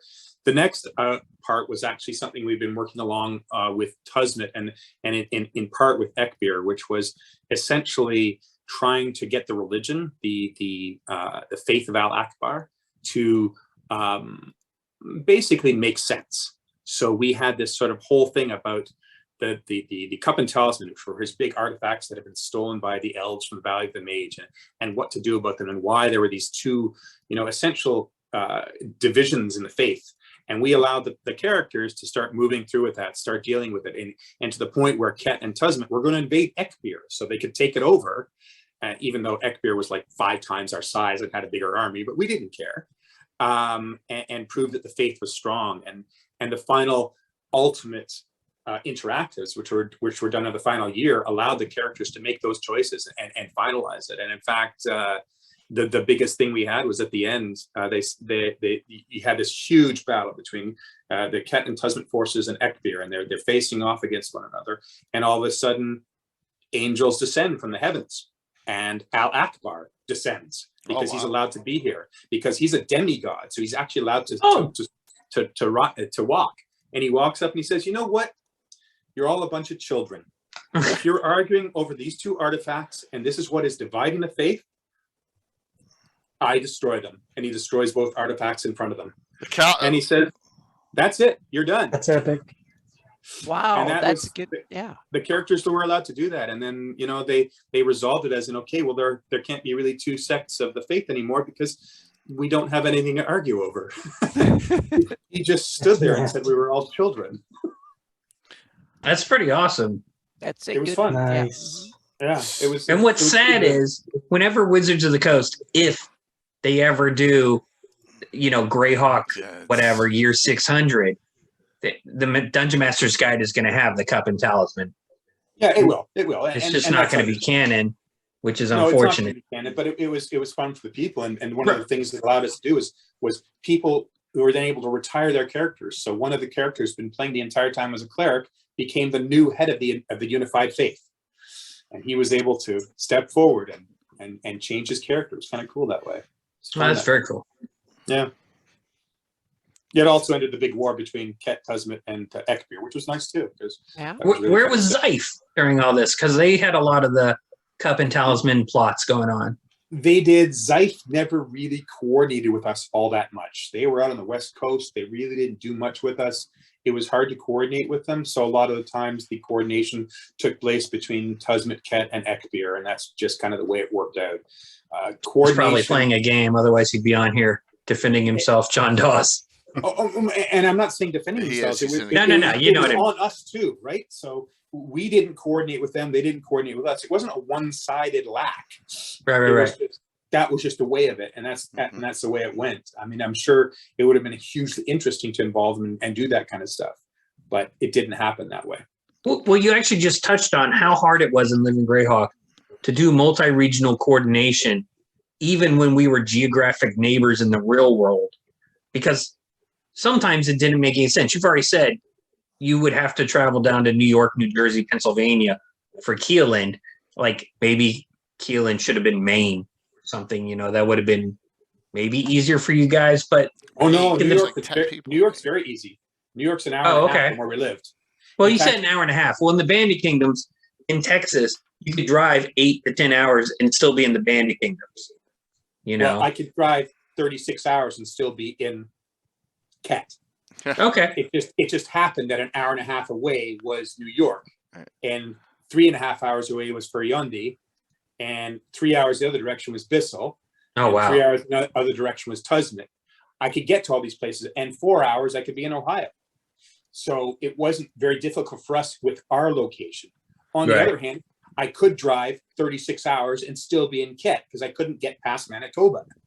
So it depended where you went. And so it was easier to coordinate with our neighbors because I would actually physically visit them because I was attending all the conventions. So I would physically visit Upper New York State and be talking to the guys there and say, hey, let's do it. Let's work on a cross border with Keeland. You guys can, do stuff. It'll be cool. We did the same thing with Ferryundi. We did the same thing with Tusmet. Oh, damn. We coordinated with all those guys just by. What'd you do with Ferryundi? we had a lot of cross-border conventions that took place, and we'd have interactives that involved both sets. I mean, look, That's amazing, They're 'cause- really close. I mean, when you look at it, I mean, Are they? I mean, look, yeah. I'm thinking in terms of the northern reaches and IUs. So to me, No, right here, Furiendi's Furendi, High Folk, close to the Luna, Bandit Kingdoms, if but- you got the mountains here, they kind of almost, if you got this mountain range right here, it kind of actually touch. If I recall, this is Ket all the way out here. well, throw the map up. We can Oh, see I'm the map. my God, I'm just talking to myself and I got it on. I'm sorry. I know believe this- Jay thinks of the I believe map this is north, Ket. south, east, and west, I but believe I this is can't. still Ket right here. And here's Furendi. It touches right here. Almost. Right in that area. This is Ket. Yeah, so That's Yeah. very you would helpful. cross the mountains and be into Furiandi right Yeah, there she- itself. yeah, Wasn't yeah. much of a concern. Yeah. Almost. Valuna sometimes had some issues to say about it, but Valuna had a lot of things to say to us that we didn't listen to. Yeah, that was kind of Steve, a question, because someone's hounding me in chat, and I won't name him Zarathon, but did you ever were you ever interested in Keelan still doing Greyhawk Reborn? Those guys, you ever just interested in ever coordinate with them to this day? I mean, they're still playing. Keelan? Oh yeah, we had plenty of fun coordinating with Keelan. It was always very fun. They're still playing. Greyhawk Reborn. Yeah, Dave and his crew are doing That's the Greyhawk cool. Reborn stuff. Yeah, I mean, sure. If they want to do something, I'd be happy to help write and show them some stuff. It'd be cool. There you go, Josh. See, I asked. All right, there you go. So maybe we'll get Dave Guerreri and Jay Stupinski hooked up with you. Sure, sounds good. Cool, very cool. Definitely keep the Greyhawk, keep it alive and going, and they're very active in cons too, which is really neat. So Nice. Yep. Well, I went one step further there, Josh. So yeah, you can't have everything. My gosh, plays about everything. All right. So a question here. There was a Parentland region, correct? Yes, Fairyland. That's Australia. Oh, so there was no connection with them because it was Australia. Oh yeah, no, I went to Australia. You did? Wow. Whoa. Wow. I got to participate in a convention down in Australia. It was fun. Yeah. Thank you, Patrick. And we've had those guys on episode 68. Yeah. Live from Australia. They had to do. Didn't we have to do like a Sunday show so they would? Yeah, we had Or to do they- it. Yeah, it was okay. Or they were off work one Tuesday night or whatever the hell time difference it is for them. Bruce and I wrote one of the specials for one of the Gen Cons. Oh, Bruce Paris. Yep. Bruce is a good egg. Yeah, he is. Oh, okay. Yeah, we had Bruce, Dean Bailey, and Mark Summers on. Yep. Yeah, Bruce. I mean, Mark and I got along quite well, and Bruce, I actually stayed at his house down in Australia when I was down there. We should have just said down under.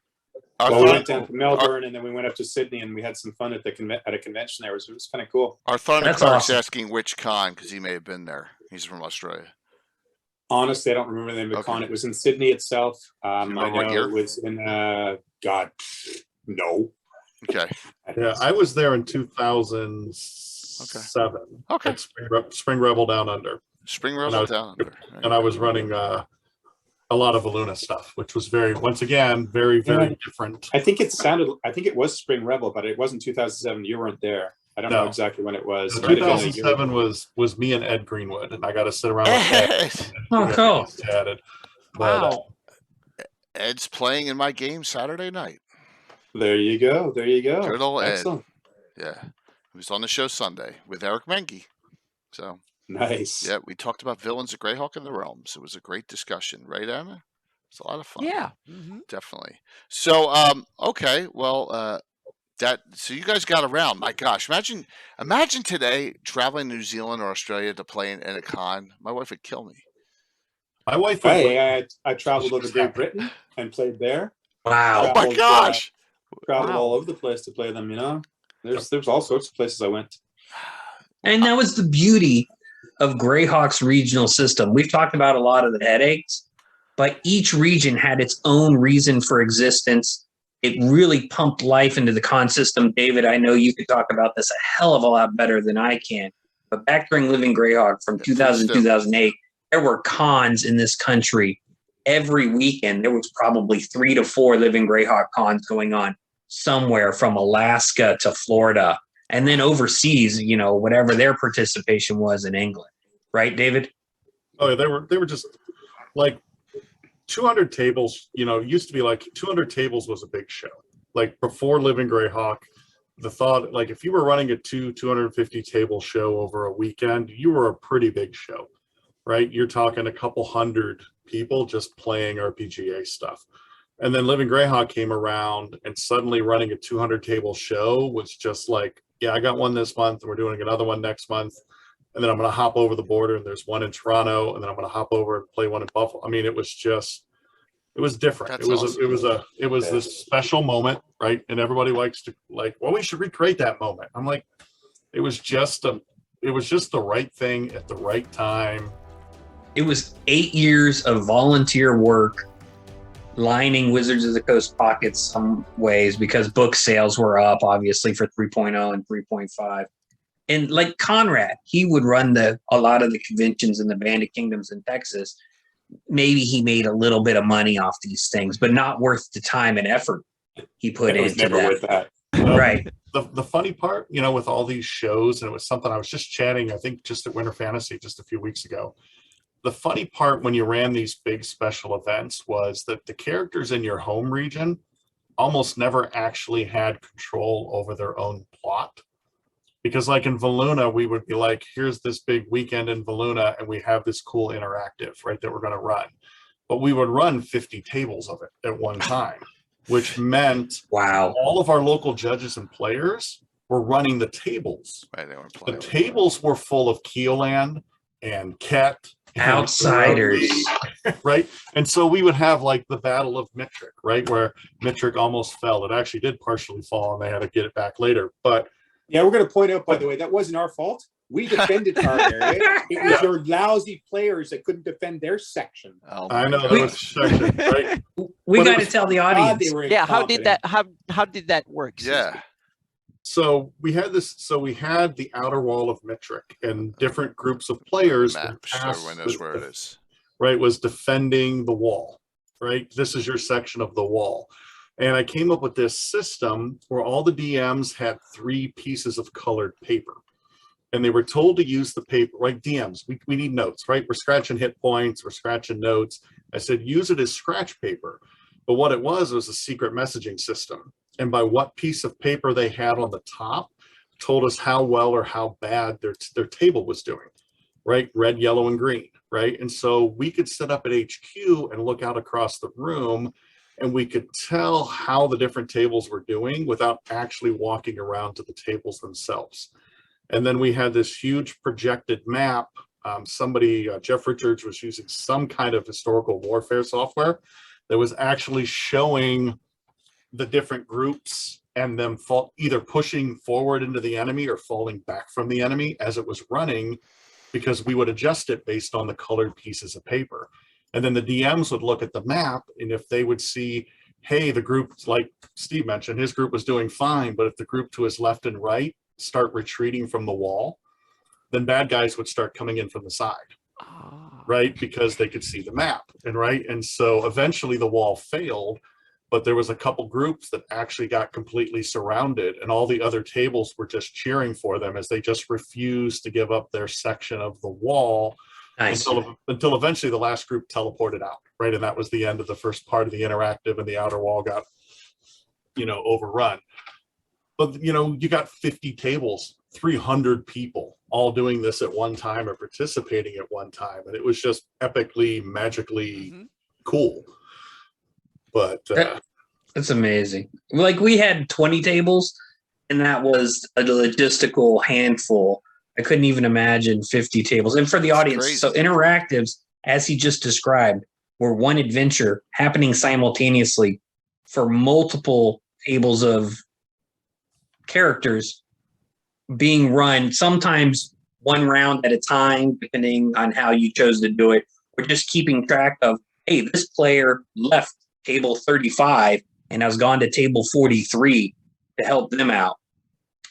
We had a lot of that at some of our events. So we did one recently where the entire interactive is evacuating a town that basically settled on one of the Sounds Moonshay awesome. Isles.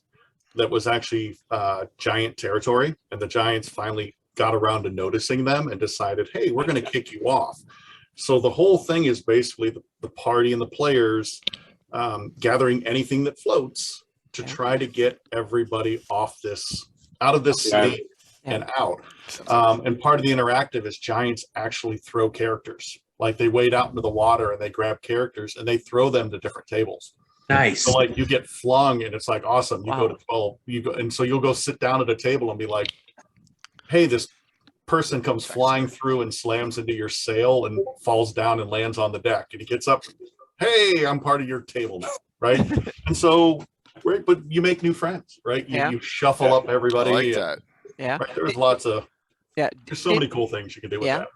Did these adventures, meaning, did you sum up the results and then that became canon and you moved on from there? Or was it like, enough tables have to succeed for something to happen? Or Exactly. You know, it was instant canon, right? To use that magical, that magic word. Awesome. It was, it wasn't, hey, we publish this adventure and we'll gather the results over the next 4 months. And then when we publish this next adventure, you'll kind of know what officially happened. And it might not match your table, right? Your table may have had just mop the floor, but all these other ones didn't succeed. But so you could, if you were at the convention, you could kind of say, okay, we made it. We canon became this way due to At the end of the special adventure, 300 people all had the same conclusion, right? They all participated.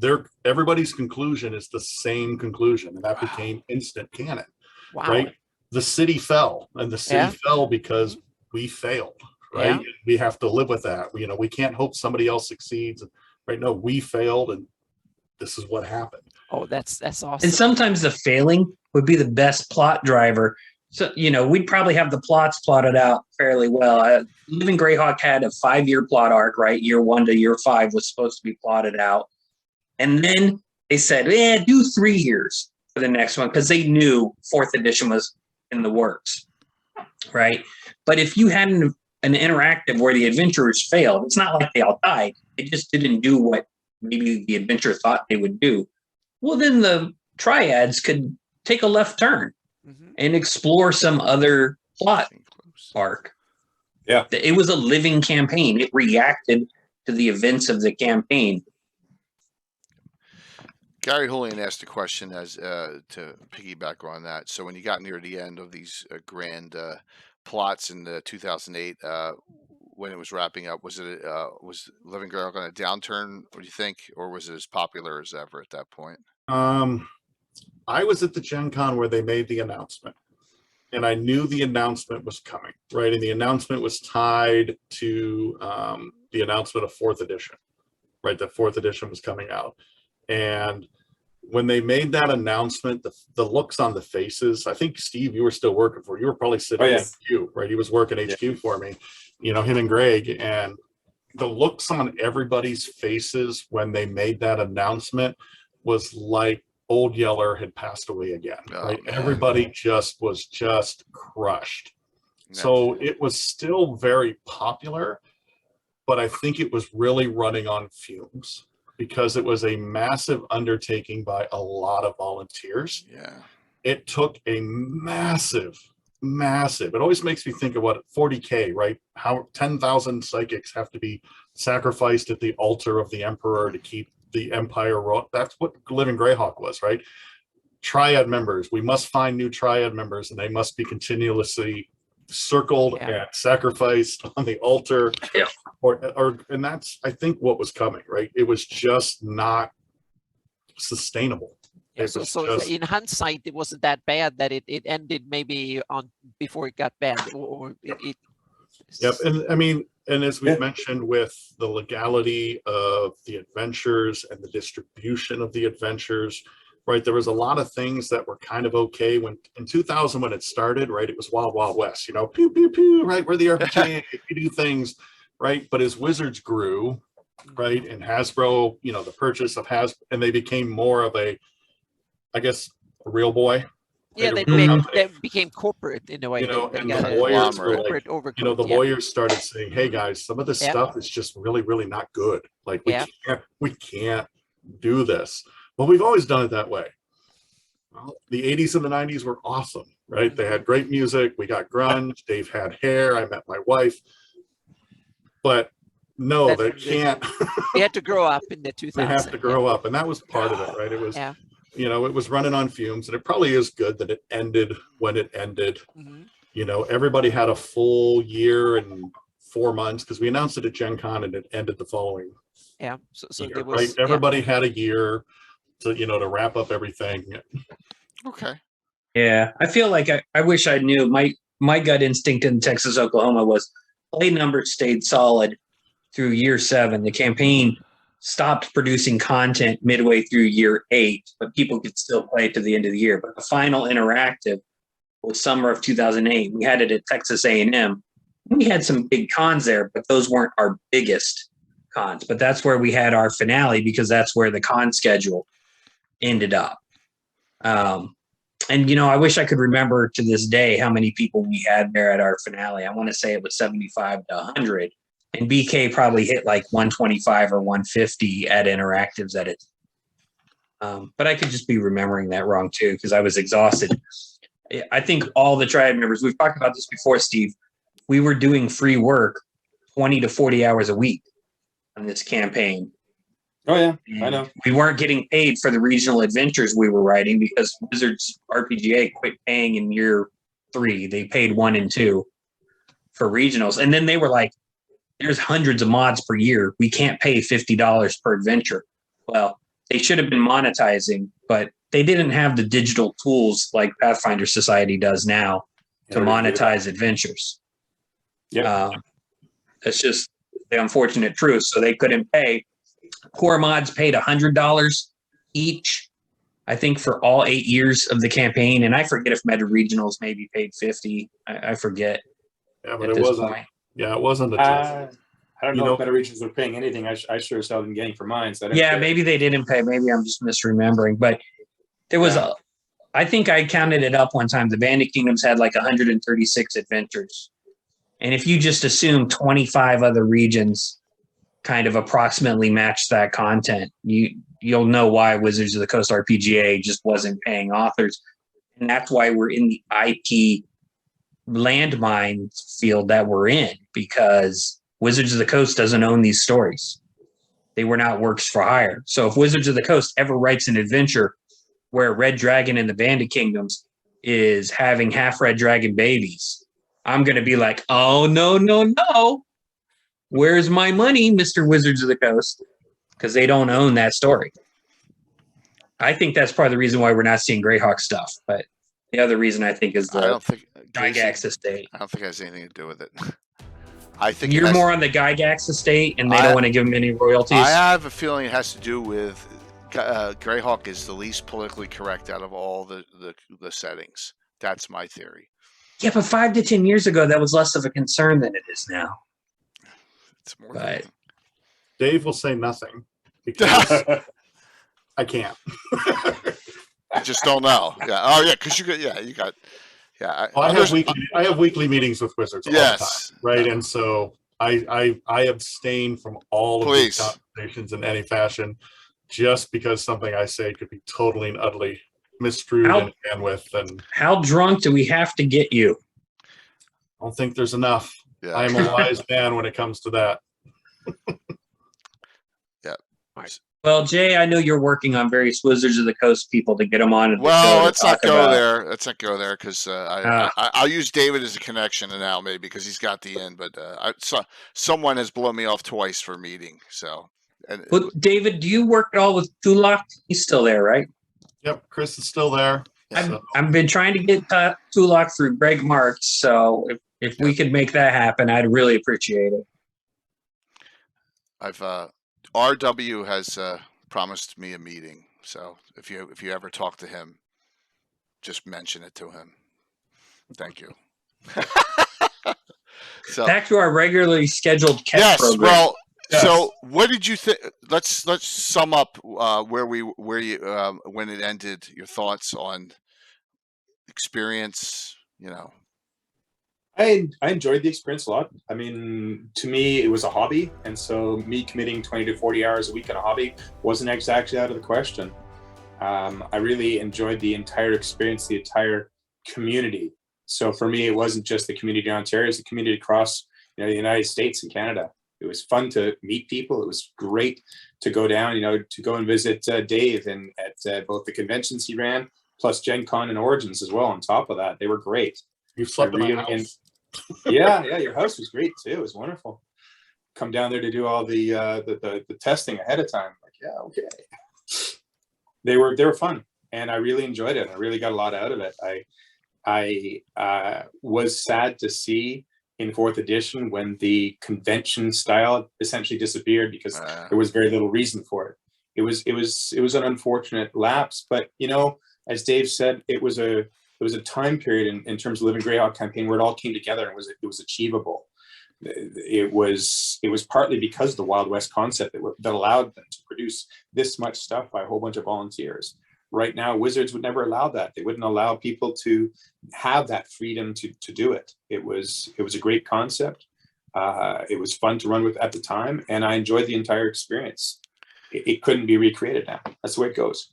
Somehow, though, Dave Guerreri and Jay Stupinski have figured out how they can do Greyhawk Reborn still. Sure. I mean, it's entirely possible, but you're not. It's a loophole. It's a loophole, David. The author has to run the adventure, right? That's the loophole. Yeah. So that's why Greyhawk Reborn has never grown beyond the borders of Pennsylvania or Jersey or wherever Dave Guerreri and I think his group, the Regulators, hail from their Keelan days, because the mod author has to run the adventure to avoid thank you, Ron. pissing off Wizards of the Coast, right? Yeah, because I mean, we run Greyhawk games, right? I've run a Greyhawk game on and off since the 80s, right? And I could run that game. I could run that game for 6 different groups. I could run that game for 6 different groups in 6 different states if I drove around, right? Because it's what DMs do, right? We take the stuff, we make a game, we have fun, right? But I can't sell that, right? I can't publish my adventure with, the IP and everything else in it, right? Which is exactly like what, right, Casey's saying, right? They can do their thing because it's authors doing it. Yeah. That stunts the growth. They can't send it to anybody else to run or anybody else to do. I guess it's treated like legally, I guess that's like any home game in a way. Yeah, it's just a home game where people coordinate, right? There's exactly. A home game can't coordinate with other home games. You can make your own. And Jay is doing that, right, with Blue Box John. Well, you can write your own content, invite your friends, and play it. And no one can stop you from doing that. Yep. If anyone wants to pay me enough money, I will help coordinate home games across the continental United States. Right, so that's the trick. I didn't know how they could still call it, officially Greyhawk Reborn and advertise and all, but that makes sense now. Okay, did not know that someone couldn't write it, and then you couldn't have any of the DMs specifically. They have to write it themselves. Okay. People really like to kick WotC legal sometimes, right? And I've dealt with them on and off over the last 20 years. They're actually a very nice, reasonable group of people, right? Everybody's like, oh, giant empire, right? But you can just look at the fan creation rules they have are actually very. They want you to do cool stuff, and they want you to have fun. It just as protecting their trademarks, their property, right? Yeah. There has to be lines, and they're like, hey, and the thing is, everybody's like, oh, I got a cease and desist letter. You won't get a cease and desist letter from them until they've at least just reached out and talked to you. Like they'll reach out and be like, hey, we saw you're doing this thing and it's pretty cool. If you could just change these 2 things, we would be super, super happy, right? That's what's illegal. Right? David, the young lawyer, I don't know her age, but the lawyer who sent the NFT cease and desist recently to that group that thought they could do Wizards of the Coast Magic cards NFTs.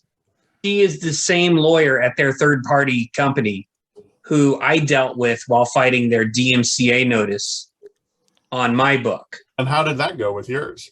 It was pleasant. It was fast. She was professional. I just told her they were completely wrong and had no idea what they're talking about. Here's a copy of my book. And that could be the case, right? But right. And that's the thing with lawyers. Lawyers always think they're right until you're willing to fight them. That's just how being a lawyer works. And my roommate, Britt Fry, was a circle member with a law degree. Britt never took the bar, never passed the bar, but as a co-author of this book, he could provide legal advice pertaining to this specific situation. So Interesting. we were able to draft a letter back to them. They sent it on for review, and they realized, oh, this is not an adventure. This is an academic work. But yeah, they were generally pleasant to deal with.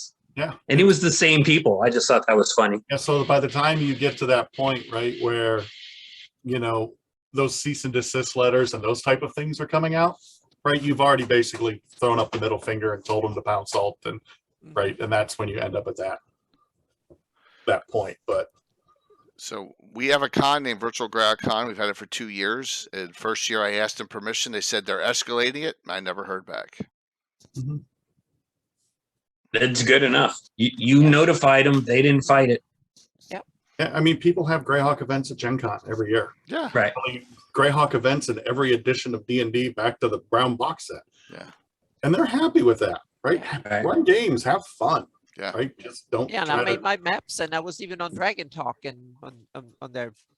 But if I were to do DM's Guild, if I were going to do the Bandit Kingdom's Guide to the Ghosts of Saltmarsh, they would be on me faster than I'd be able to imagine. Yeah. Even though there is Ghosts of Saltmarsh content available on DM's Guild, but it has to be local to that book, right? Because the Greyhawk stuff is not part of the DM's Guild. Right. Right. FR is, right? We know Eberron is. I know there's other ones that have been released, but Greyhawk is not. But you could do some sort of Seaton or Keeland thing on DM's Guild because those words are in Ghosts of Saltmarsh. And they opened up Ghosts of Saltmarsh to DM's Guild, I believe. No That's interest. beyond me. That's That's beyond right. my. No That- interest here. Yeah. So we haven't seen Steven's shield yet. Oh, yes. Hit that. Yeah, The cat this is one of the shield, shields everyone. at the end. Yes. That was it was pretty cool. This was the shield that was produced There we for go. Cat in the final. That's at so the final cool. convention. We each got to have one, and I took Wow. Cat. Awesome. Nice. It's awesome. I'm jealous. Probably had to fight for it. Armin, Carlos is a good sterilizer, and no, I know that because I jointly wrote an adventure with him that he published. So It was fun to get. It was really fun just to have it available, and it was really amazing to walk into the room and see all the shields around the room because they were all hung up there initially for everybody to see. It's really that is really cool. That how many shields total were there? I still don't know. 50? I don't actually know. I think there was somewhere between 20 and 30. Oh, okay. I think it would SRM be is the about that, one who yeah. actually commissioned them being made. And then they all lived with him out in the flight case that used to bounce around Joe's, until basically they got to that last Gen Con where we gave out the shields, right? Some of them were pre-pilfered by some WotC folks, I think, who wandered in and grabbed a favorite here and there, but they all went out at that Gen Con. The last one, 2007. I would have to go back and dig, but it's. I think it right was. around It was. there somewhere. It was the last one. Yeah, that would make sense. Yeah. Oh, okay. Because in my mind, I kept thinking it was one of the early Gen Cons, but No, it was later in the, because they used to come to shows when we would do various things. I should put together a list one of these days of who ended up with the shields. We should. We'd have to go through all the shows and find them all. So Well, I could ping. I've created a Discord group to keep in touch with these guys, so I could also ping them and, hey, who's got a shield and whatnot. David, what would you like to say in finalizing this discussion here? And I appreciate you coming back too. Well, first, it's great. It's great to see Steven. We haven't seen it. He used to be at all the shows, and then he kind of stopped coming down to shows as often. So it was just really great to see some, an old friend. It is. Yeah. You should come down and hang out. And I will bring when Greg and Marjorie and and come down and do some things. But it's always just good. It's amazing how much things like in your brain get pinged when you start talking about the old days, right?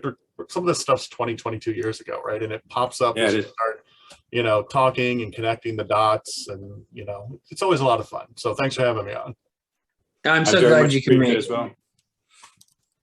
Yeah, that was awesome because I'm not sure we've had a show yet where we had someone who was the meta regional coordinator and the meta regional circle member together. And I don't think we touched on enough how much you two probably worked together during Greyhawk. But it's obvious that you guys have a great friendship. Living Greyhawk was the creator of this friendship, right? Yep. Yeah. I never would have met him otherwise. So Nor would I have met him. Yeah, he was great. A lot of people, formed permanent bonds from it, and that's the awesome thing. How many thousands of people participated in this all over the world? So just that alone, it was worth it. Yeah, it was. Yeah. Absolutely. Well, we appreciate the discussion. Why don't we do some shout outs here? Because I have a feeling it'll take 15 minutes to do that. And then we'll be a time to do the 2 giveaways. And then we're gonna raid and troll our games tonight. David, were you on a time crunch? yes, I need to go in a few bits. So. David, why don't you shout out whatever you want, please? Yeah, what cons you got coming up?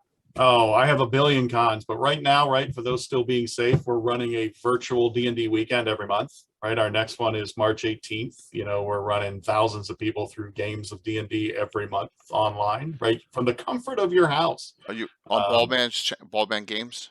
Yep, just keep track of Baldman Games on the website or Twitter, right? We have all our announcements of all the games that we're doing. And then I really hope that people get their shots, people take care of themselves, and this summer we can have a nice big normal convention season with Origins and Gen Con and Dragon Con and PAXes, right? I want to see people, right? I want to see. I live in Boston. I want to go to PAX East. I want to give some people some hugs, some high fives, and I miss people. So are you going to be at Gary Con? I will not be at Gary Con at Conflicts, unfortunately.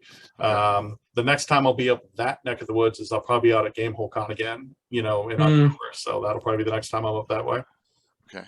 So when you're running these virtual cons, what editions? Is it all D&D Adventurers League? League? Running 5th edition, but actually you can run anything you want as long as it's D&D. We've had people, if you wanted to show up and say, hey, I want to run my 3rd edition Bandit Kingdom adventure, you can 100% log on and run your Bandit Kingdom adventure, right?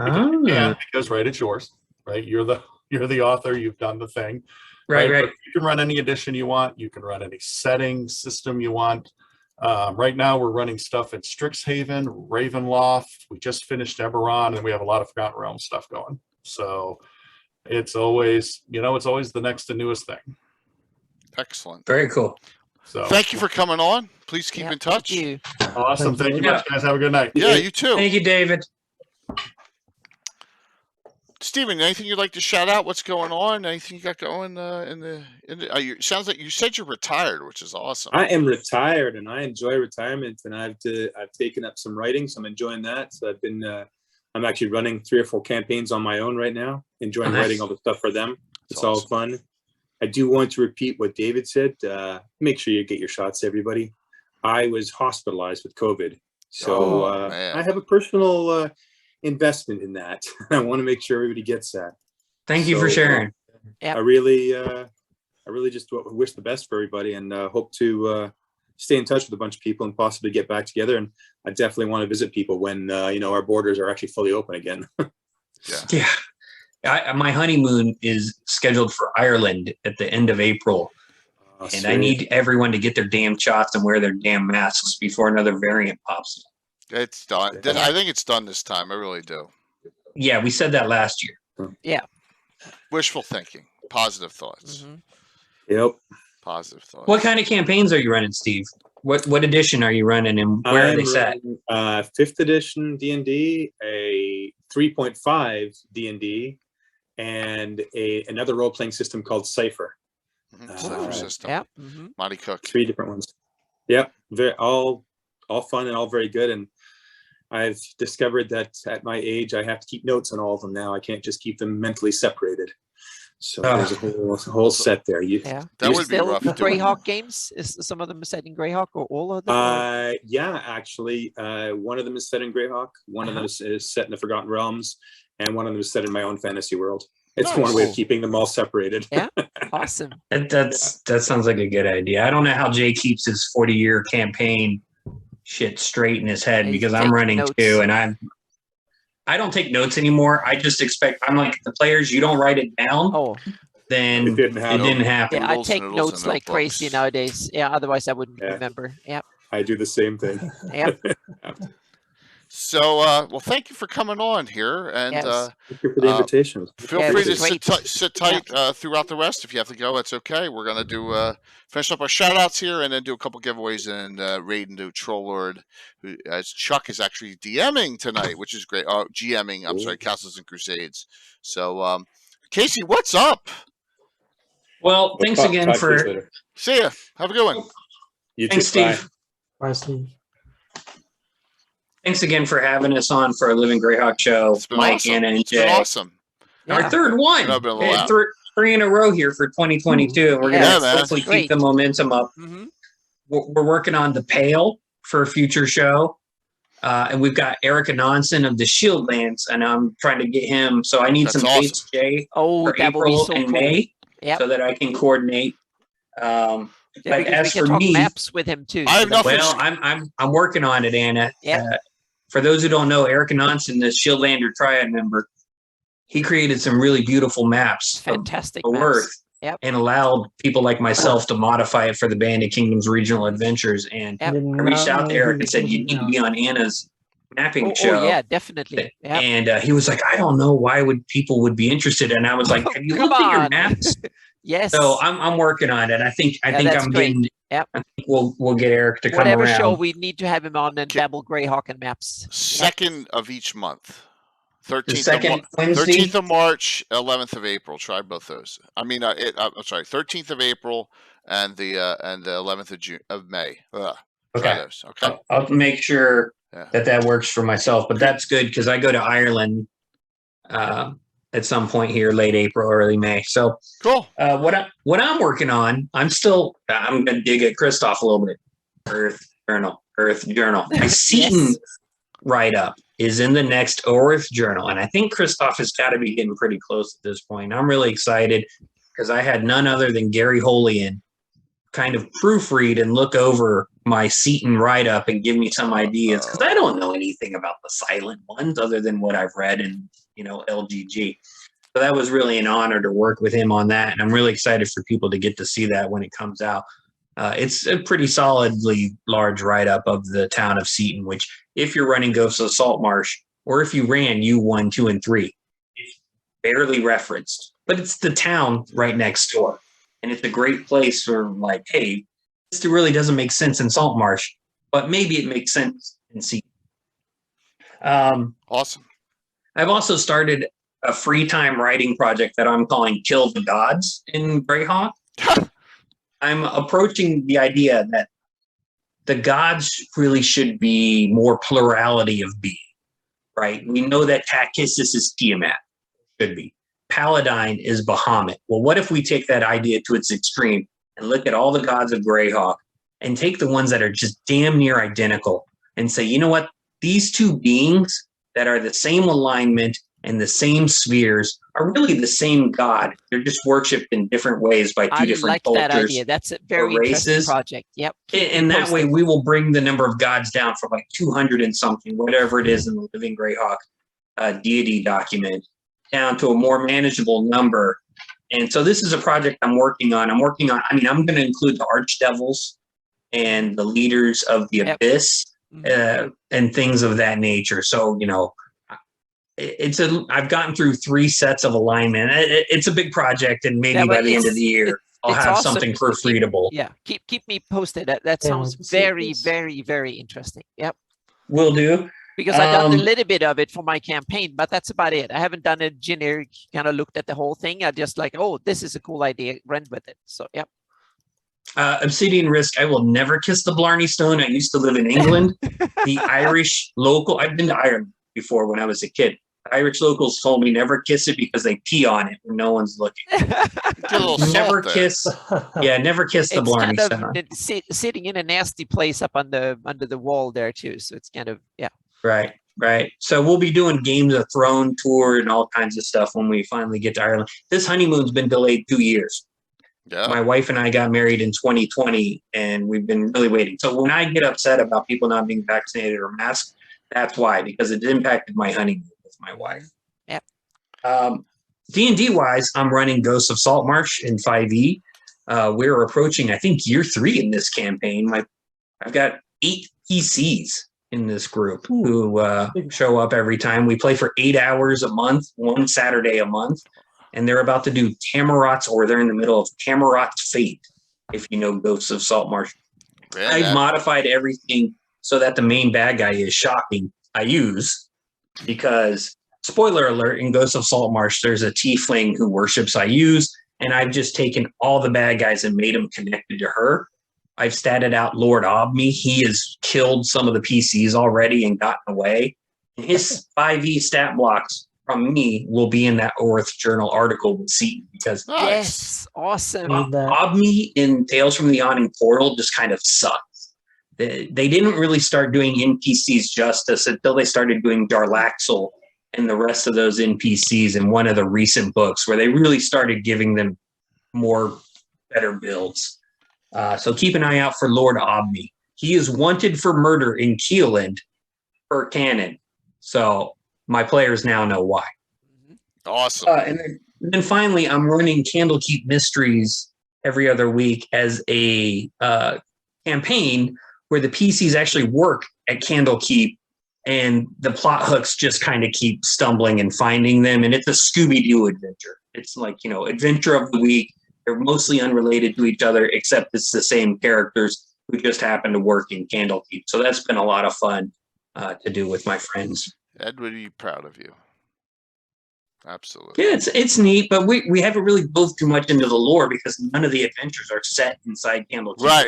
It's just basically that's the main repository for the info. Yeah. It's designed, and from Tony's adventure, it's designed to be you're researching a book, and you find a treasure map or a plot hook, or whatever, and you leave Candlekeep to go deal with the adventure. So we just finished up the level 5, chapter 5 adventure in Candlekeep. So I jumped right to the 16th level one. So yeah, I know what you mean. Yeah, it's still good. I think it's one of the best publications they put out in the 5e era.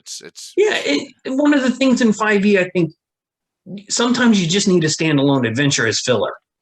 And some of these books do a good job of that. When they try and do Adventure Pass, I don't think they do it as well as Paizo did it with Pathfinder first edition. I don't know second edition at all. It's hard to crank out your own content week after week after week after week. And I know. And throwing in special events on Saturdays a lot. It's a lot, man. Having filler adventures is a good thing.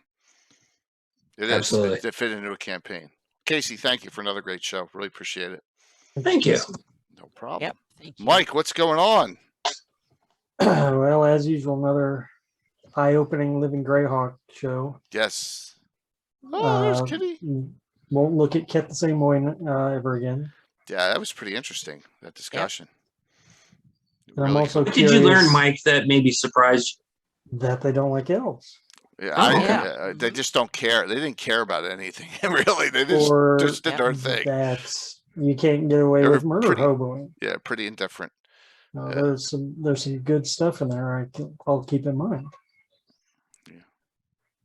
Excellent. You got anything going on, Mike? Oh no, I'm just saving all my enthusiasm for GaryCon as usual. Well, by the way, Mike's our Legends of Lore for next week was Mike's idea, and we've already had we'll say 2 people reach out saying they want to participate in it. We'll talk about that shortly. So all right, on that one. So Anna, what's up? Well, first I have to say I'm sorry for lagging behind both on email and the posts on my Patreon posts and stuff, because like so many of you know, there is some hiccups in especially European politics and stuff that I've kind of had to deal with a little bit, because old friends and old colleagues and stuff. I've been kind of a little bit of support for them lately, so it's been kind of odd hours and weird things the last week or so. So it's been kind of hectic that way. So I've been a little bit tied up in that. So that taken some both emotional toll and real time wise, so to speak. But it's I'm getting used to having odd hours and kind of falling back into how life used to be. So it's getting better. So I've been working on, and I was going to my next blog post were going to be something from my campaign with presenting heraldry and some content of it. And as usual, I realized that, oh, there's 2-3 more shields that I need to do in order to kind of complete the series. So they're almost done, and then it will come out. So in a day or two, in a couple of days, that will be there. Plus there's more regular heraldry coming too.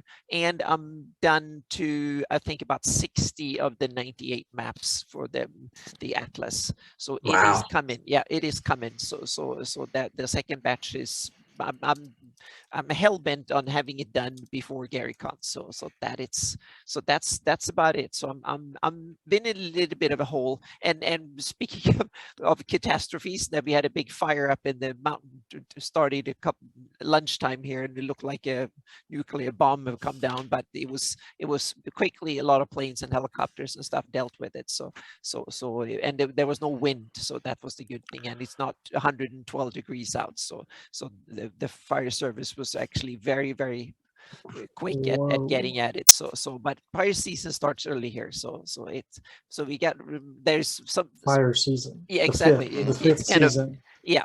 So it's kind of so there's been a lot of real life coming into kind of putting a wrench in the wheel a little bit, but I'm getting back to it. So yeah, and I also ran a session this last Sunday in my Shieldlands campaign.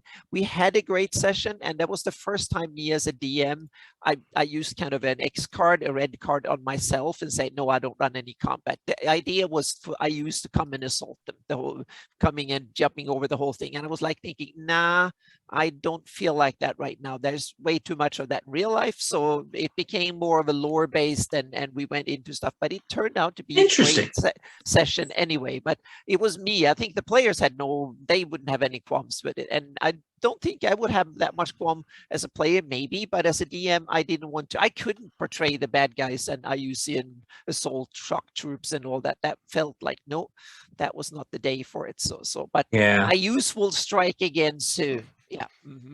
right. Yeah. Wow.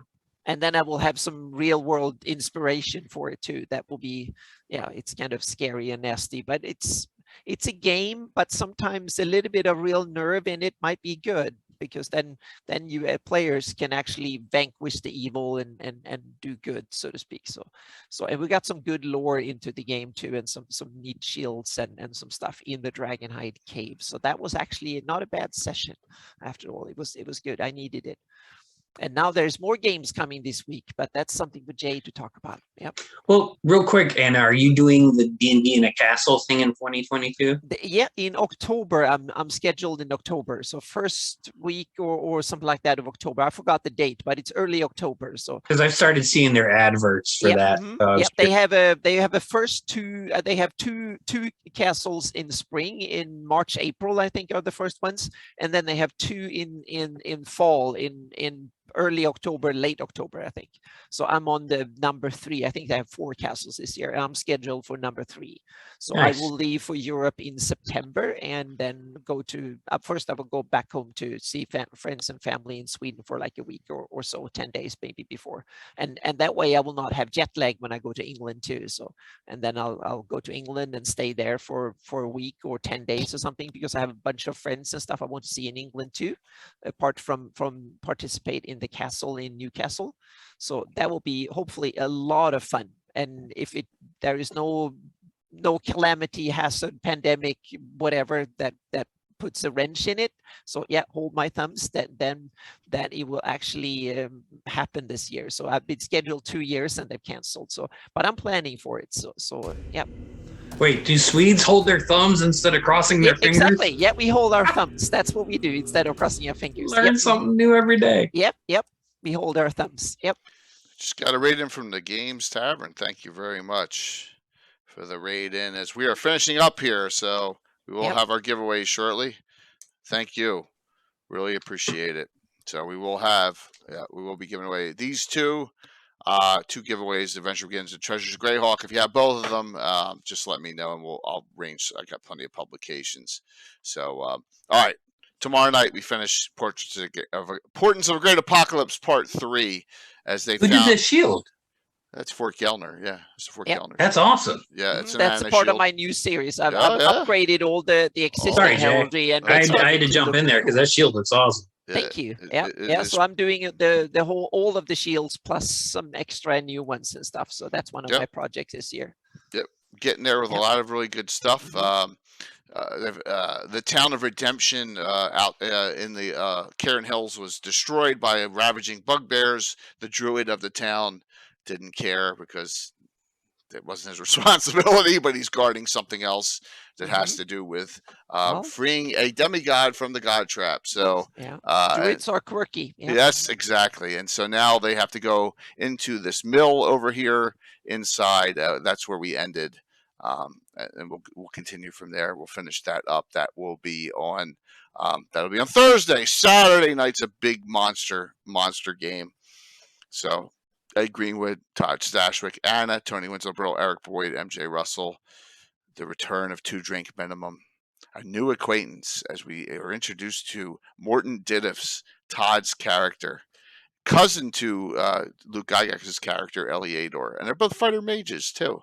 So that'll be a very, really cool adventure. I know Todd has been putting a lot of stuff on Twitter and Instagram about it, which is really neat. So I'm looking forward to playing with him for the first time. First day's March 3rd. Yeah, you know what? I'm lucky if I know what day of the week it is. So thank you. You're absolutely correct. I put the wrong date down on that. Tomorrow's March 3rd. Today's March 2nd. Thank you for that. So that is Saturday. Now next week, Sunday night, we're gonna do this because we got so many new viewers. I'm gonna go over all on the map, all the Orderville gaming locations we have and what's going on in there. Give a little synopsis. Anna will talk about her Shieldlands. Tim will talk about Tim's Rovers. We'll talk about all the locations we use in our Greyhawk campaign. All right. That way we go over Hardby, we go over what's going on the Wild Coast. Let's go over, just give you an update as to what's going on. I think it'll be a good discussion just to see where we are with that, and that'll be on Sunday night next week. Cool idea, Mike. We're gonna just talk about zagging. Now, Rick Miller and Gary say they're coming on. Well, at least Rick said he and Gary are coming on. Gary hasn't told me, but Rick said that they're both coming on for this, so that'd be fun. So Mike had a great idea here. We haven't gone through. One of many great Gary's ideas first for article shows. ever. Yeah. It's an RTF. Can I even look at an RTF there, Rick? Oh my God, that's old. Well, you can open them in there's like you can open them in native Windows. Yeah. All right, I'll figure it out. Notepad, I think it's called, or whatever that. I didn't even know that those files. I think that stands for ridiculous text file. Yeah. So rich text format or something like that. Yeah, it's a standard. So, you can open it. All right. It'll be all right. I will take a look at that. So that'll be next week, and then we got to the 19th. Good luck, Casey. Where the ever mysterious Tim on Saturday morning, the 19th. Still first level. Where the children are insane. Just like I said, hopefully Tim doesn't give me a 30-day ban right before Gary Con. Yeah. So Yeah. But it is Tim. So WordPad and Notepad. All right, cool. I'll figure that out. I think Patrick might be signed up for that one too. Patrick's in that one too. Yes, he is. Absolutely. And that's what's going on here. But tomorrow night we have our adventure. We'll continue that. We got adventures Thursday night and Saturday night, which will be fun. Let's last call. Signing up. 2 giveaways here. Courtesy of Patrick and the Ancient Gamer. We got Greyhawk: The Adventure Begins and Treasures of Greyhawk. If you have both, I do have some other options down low. I got some other things. So let me know. I will close it out in 10 seconds. And we'll give them, and we're going to raid in the Troller Games. Thank you, the Games Tavern, for the raid in. I really appreciate it. So, yep. All right, here we go. Closing this out.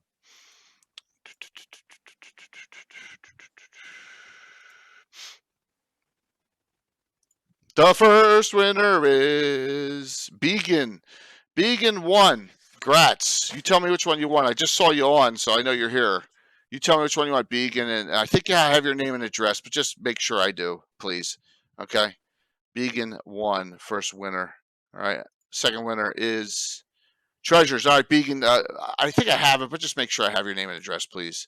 And the second winner is wow, that's a new one. Reforged GOUF. I have never seen that name before, and that's awesome. Congrats. I'm glad to see someone. Yeah, that's really cool. New people winning is great. New people winning is great. Let me just make sure they're on to claim it. Have you seen them in chat yet? They're on. They are on. I need your name and address. What the heck is GOUF? Goof. Goof? Just so what they're saying is someone else already has. All right, so Dash Reforged, whisper me your GOF. full name and address, please.